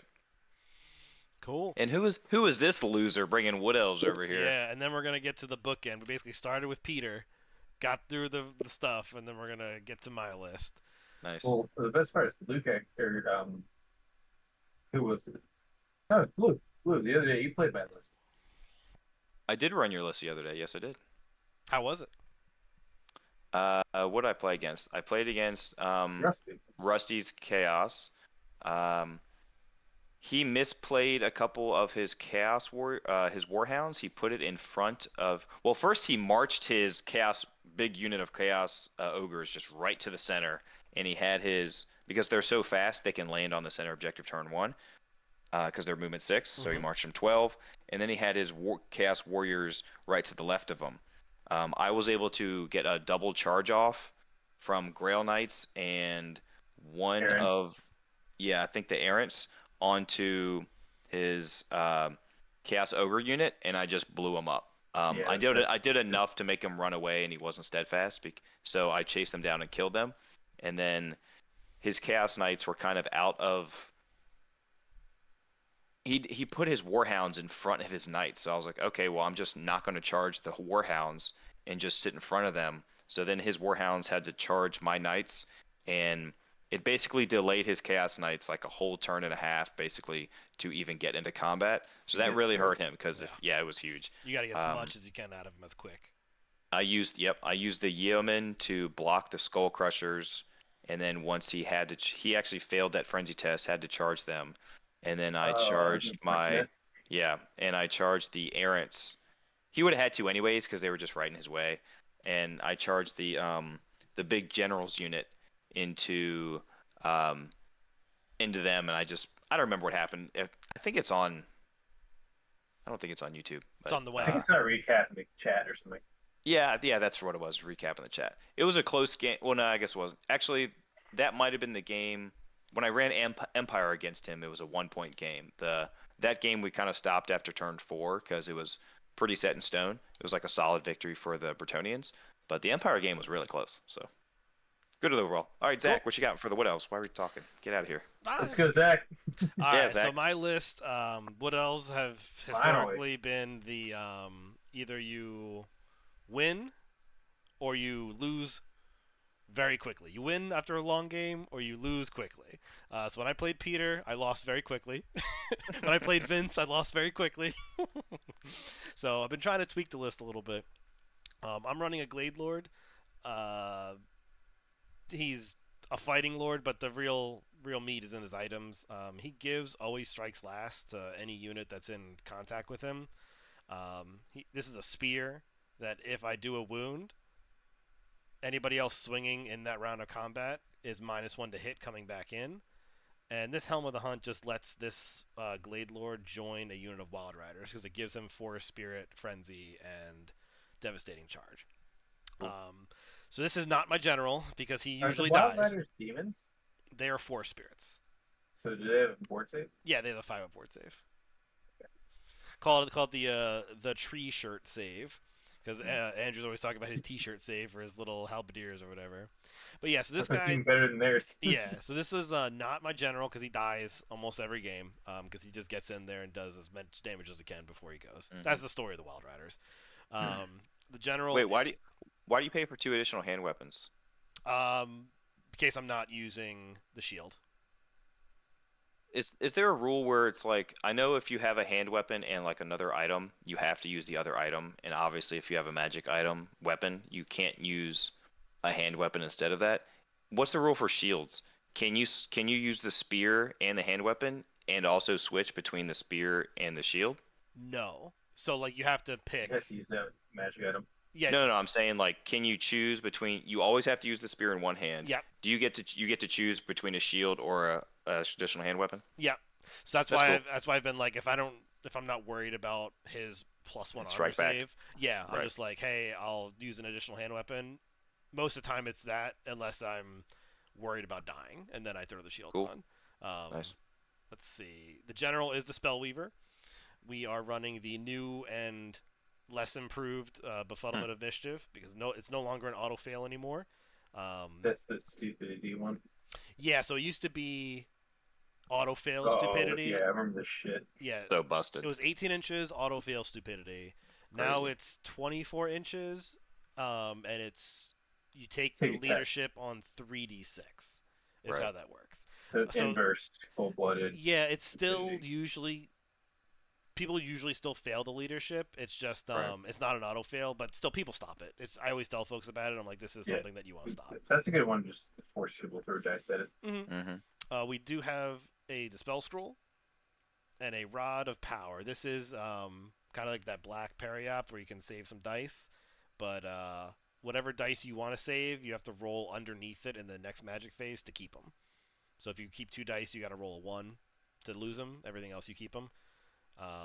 So it's nice because if I save Dispel dice, I get them in my magic phase. If I save Power dice, I get them in the Dispel phase. So it's pretty nice because some folks don't have, like Vince's Chaos didn't have any magic. So every magic phase we rolled wins, and then I would just save some dice for Nice. the next phase. Yeah, that's also a good way to do it. Yep, Stone of Rebirth, just in case I die, try to come back with a wound on a 2-up. So good. So good.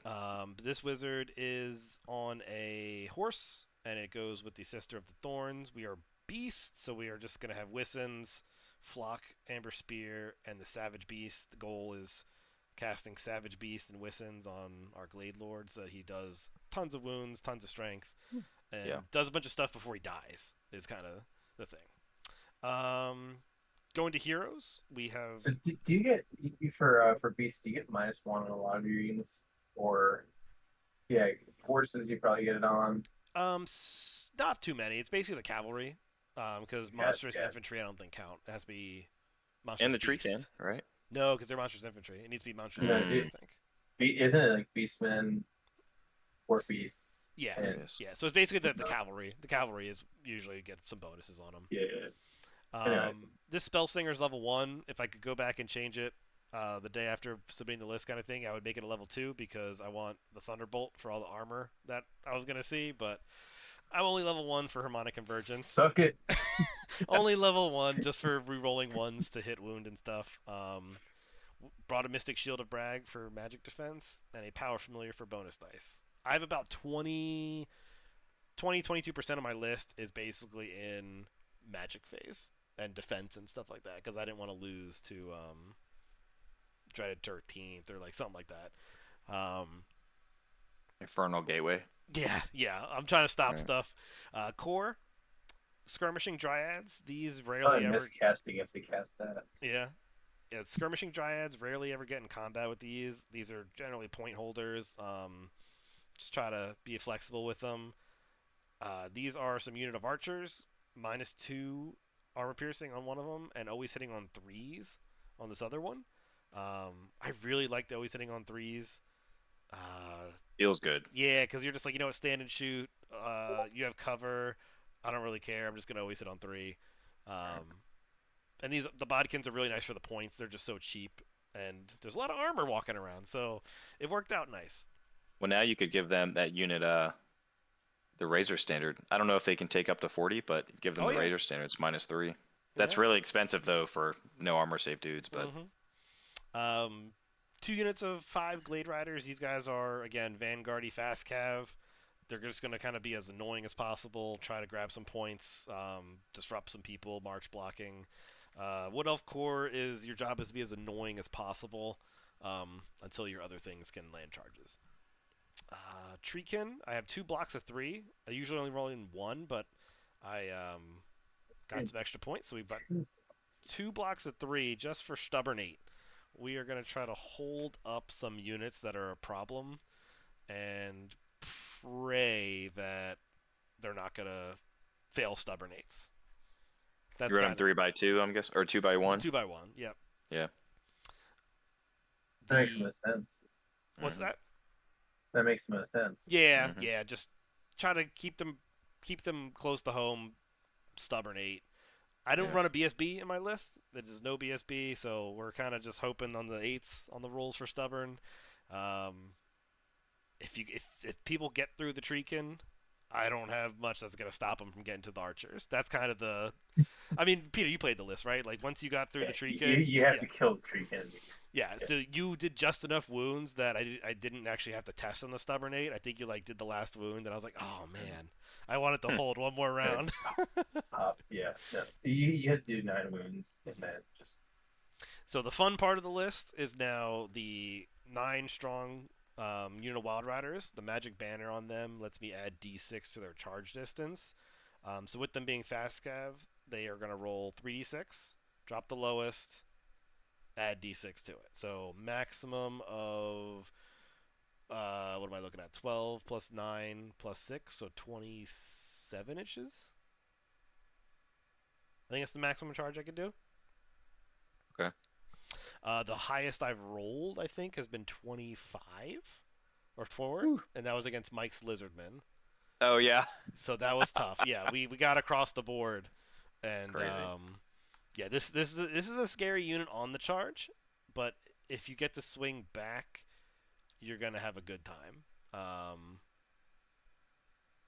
do they just have shields? They should have light armor. I assume they come with it. No.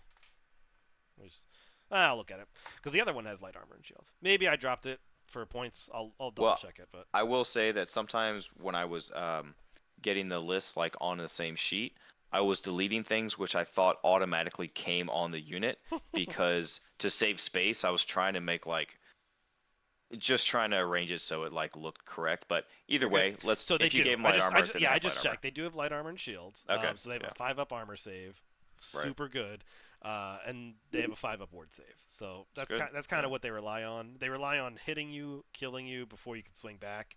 So when I run into 50 strong blocks of pikemen, I have a bad time because I can't kill 50 models worth of stuff, so you swing back.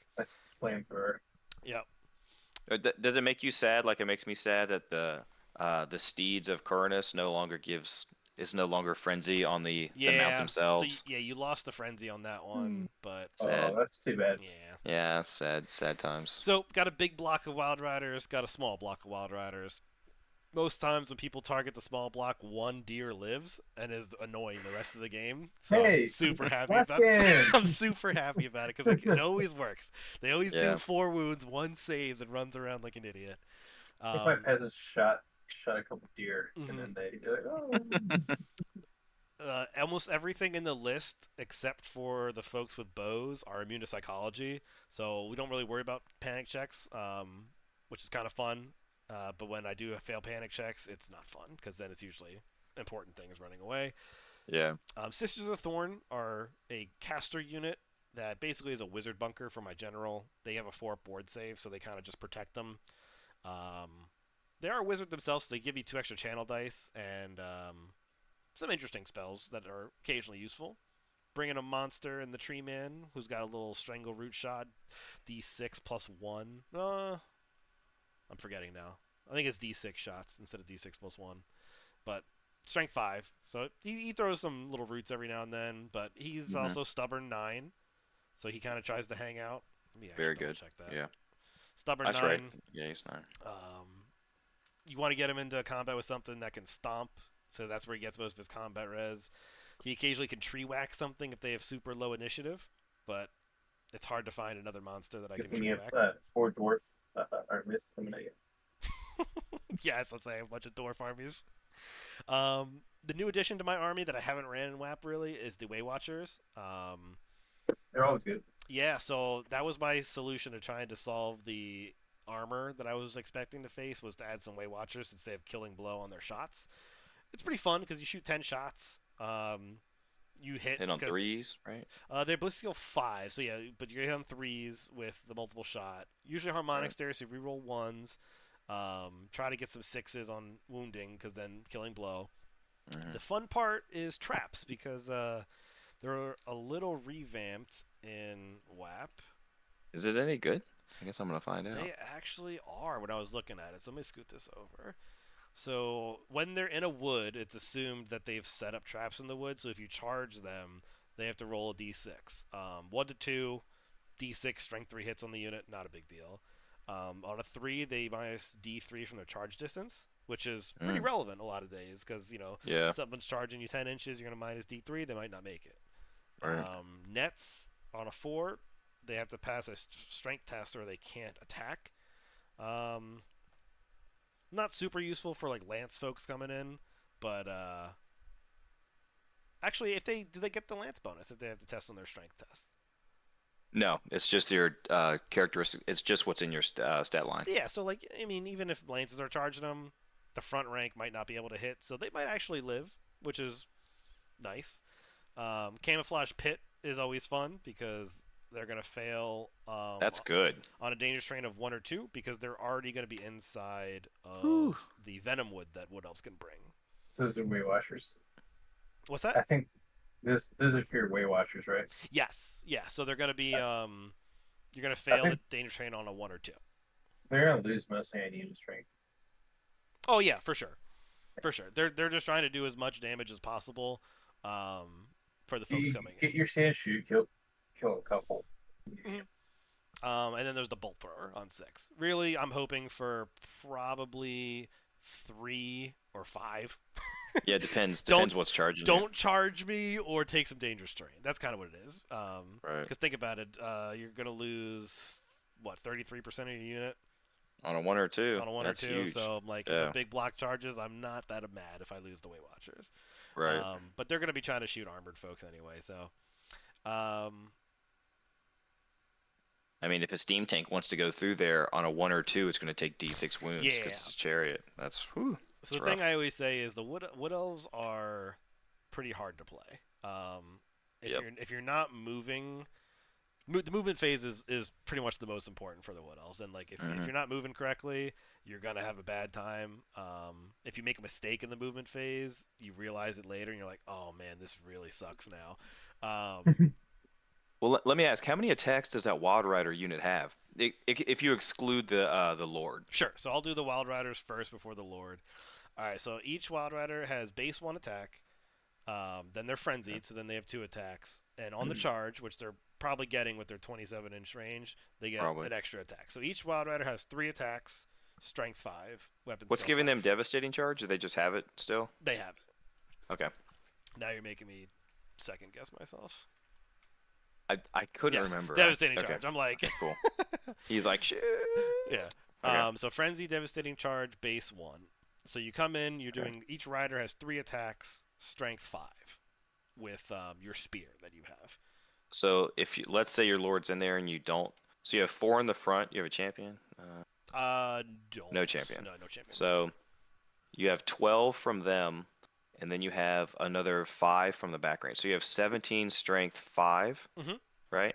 Yep. And then you have I have 9 strength 4. Strength 4 from the deer plus impact hits from coming in. So you end up with 20-something solid hits.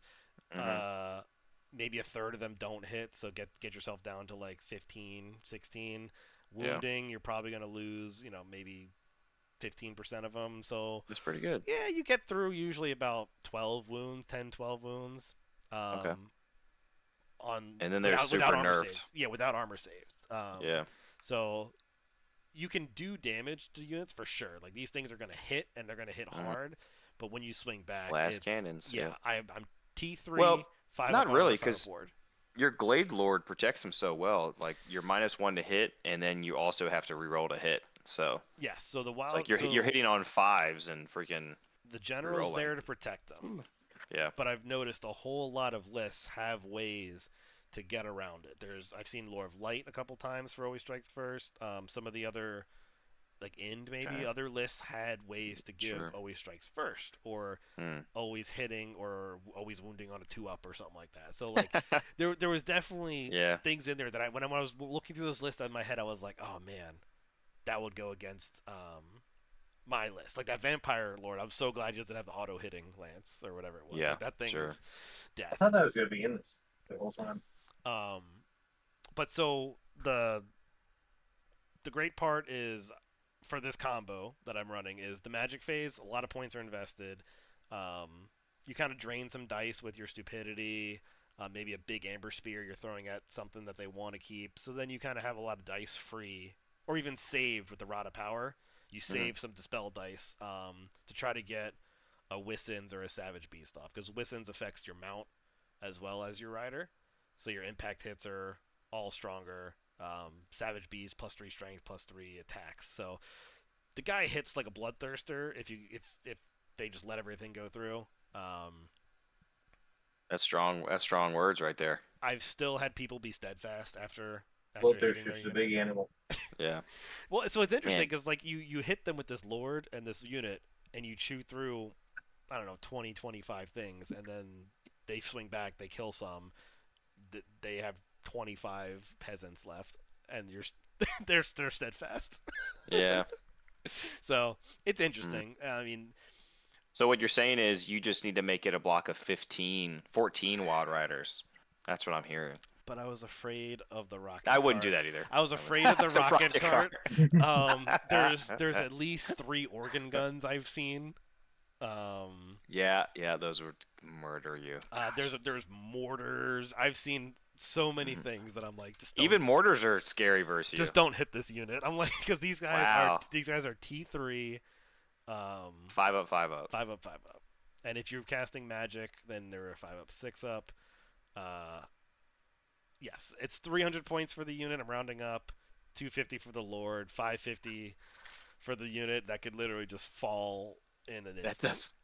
I feel like that compared to like what other units I know y'all looked at some before I got on, but 550 points for that unit just doesn't seem right. It seems like they should be cheaper than that. So when folks ask me, hey, where's like all your points at? I'm like, everything is between 100 and 150 points across my list, except for the Tree Man, the big group of Wild Riders, and my characters. Like everything is so spread that I'm like, whatever you kill is going to be somewhere in 100 and 150. That's good. That's good. Yeah, it's MSU. That's what else. Yeah, but like I said, it's a hard list to play. I've played Wood Elves since I was super tiny, and you know, my '90s archers that I still had. So Mm-hmm. it's like one of those things where you kind of get used to it. When I see Someday you'll paint them. when I see some of the powerhouse lists that I see, when I'm like one up save, Lances, I'm like, oh man, that looks so fun. These guys don't have to worry about movement; they just go forward. Yeah. Yeah. But yeah, so I think we're gonna move on to the fun part of this, which is predictions. What's? So I'm Oh, actually okay. gonna Are blues we here, doing so that? I'm gonna add blue in here. So we'll start with Okay. Peter, and then we'll go with blue. So give me Hold on. one list that you think is gonna be 5-0, Oh shit. and give me three lists that you think might be 4-1, and then a couple 3-2 Complicated. lists. Uh, We'll start with the 5-0s. We'll each do 5-0s, and then we'll each go to the 4-1s. We'll kind of go down the list. 5-0 or 5-0. That's a tough ask. yeah, it's a really hard thing to ask because someone gets squared up against someone just total not Hmm. who you're supposed to play against. How many 5-0s? Just one. Just there's probably just gonna be one of those. So Probably pick one person, and they're gonna win it all. right, and then you can We've kind of got, go with we've the got four the and fucking ones. rope dig list over here. It's chaos dwarf, dark elves. And while they're thinking about it, on the right hand side, we kind of have a list of like some of the awards that we're gonna be giving out. We got Renaissance Mhm. Man, Best General, Best Sport, Best Theme, Best Painted, Last Place, Second Place, Third Place. So there's gonna be a ton Um, of awards. well, Renaissance Man is first place overall. Best General is second place overall. Third place, there is just a separate third Oh, third place. place, got it. So yeah, there you go. Yeah. And yeah, that's right. Okay. Yep. So you can move Best Sportsman, move from there down. Best Sportsman, all those four, down one. Yeah, that's fine too. We're not picking those, right? Because no one's actually played yet.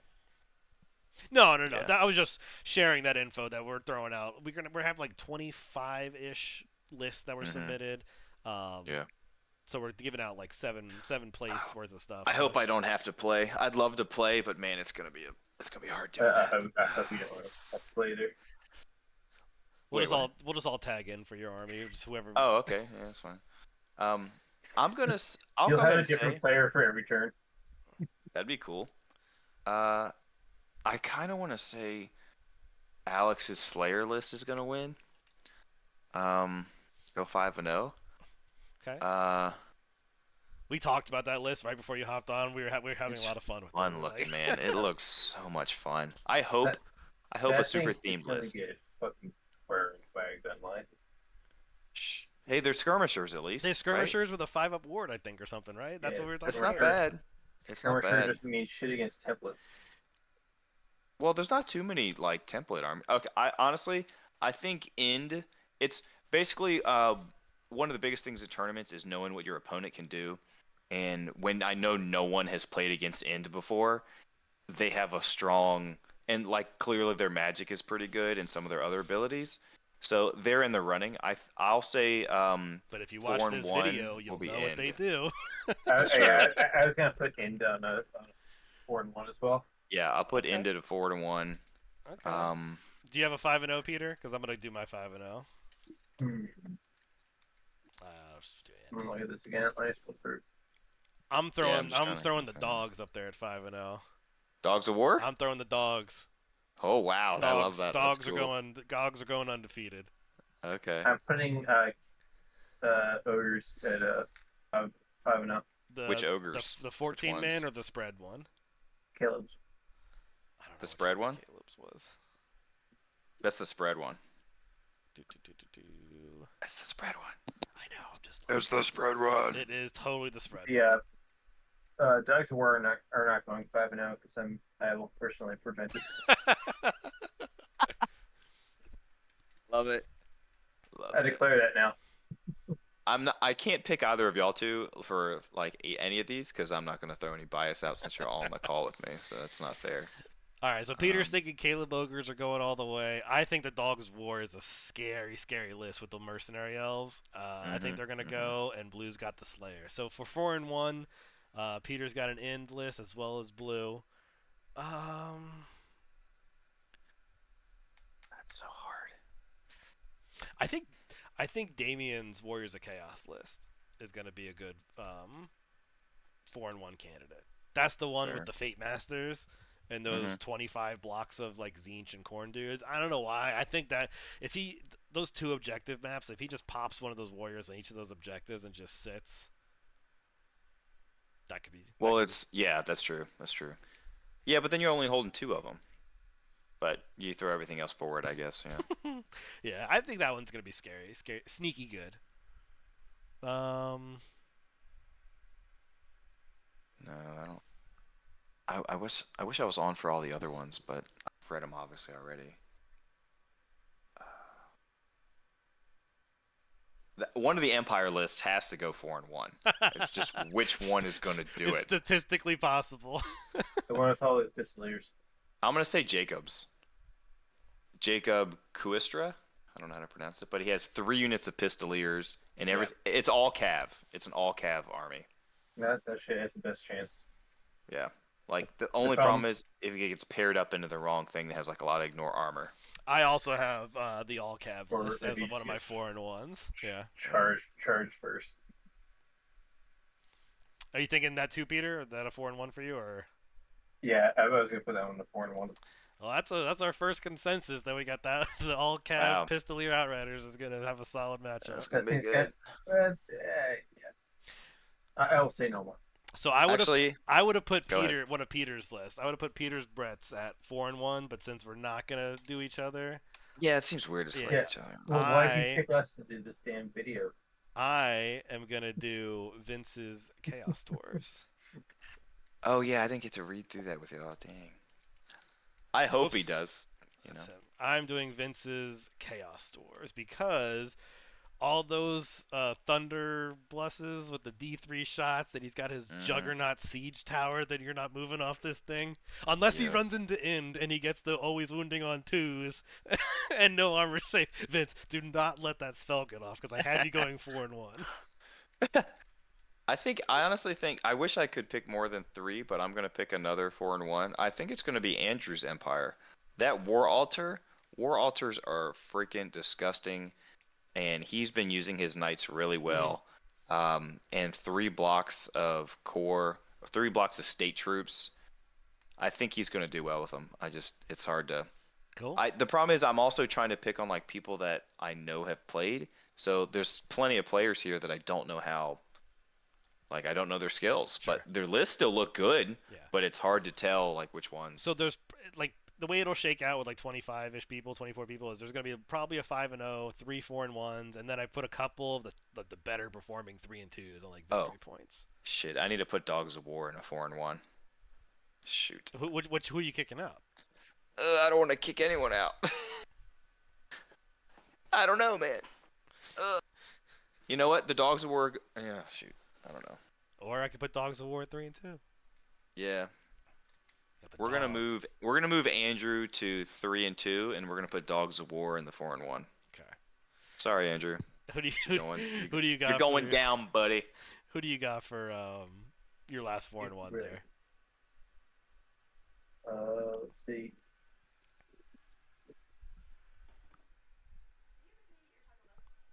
Honestly, Kurt's Tomb Kings. I'm sorry? Kurt Phillips' Tomb Kings. Pretty solid. Oops, not Vampire Counts. Tomb Kings for Kurt. Okay. That army's nasty. Let's see. A good 3-2 list, I think, is going to be End. I think End's got to fall in here somewhere. I think he's going to get a lot of VP with... Actually, honestly, End is going to fuck...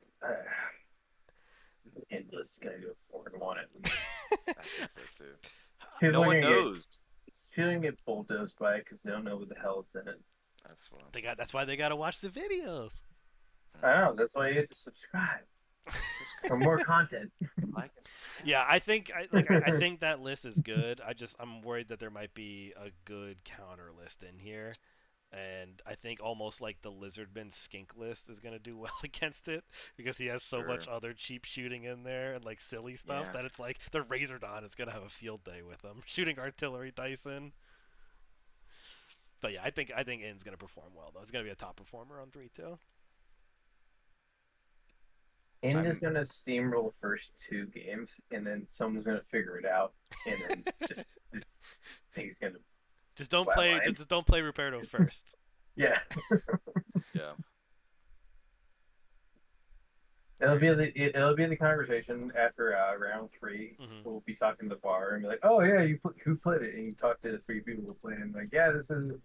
Oh, okay, yeah, I understand. And Okay, so give us one more list because this will be a good top 5. Who do you think is going to be one of the top performing 3-2s? let's see here. Oh, BC, duh. Ugh, he says. And This that is hard. was that Kurt's VCs? Yeah, Yeah. VC are a very good block. Awesome. Well, I'm gonna save this list, and we'll see how it all shakes out. Ugh, I don't like my choices. We're But I'm gonna sticking bet on. to it. It's fine. There's so many good ones. Yeah, We should There's bet so on many it. good lists. a lot of good lists. Okay. Well, Awesome. whatever. It's Well, Chief To, any last words? We already were talking about the missions and stuff early on, but you got anything else for us? I don't know what I missed, but thanks for doing this. I appreciate Please, y'all like doing it for like the first half of the thing. I couldn't make it, so like please show up. I'm Oh yeah. yeah, Please show up, yeah. guys. Yeah, that'd be The great. Nova is this upcoming Um, weekend. yeah, Hopefully it's this coming gets in a out this week. week. Yeah, when I don't know how we're gonna upload It's it. half a mile away from my current location. Oh, lucky. Awesome. I'll Well, be I actually up there appreciate Wednesday. So. everybody's time. Are you getting here on Wednesday? Okay, let me know.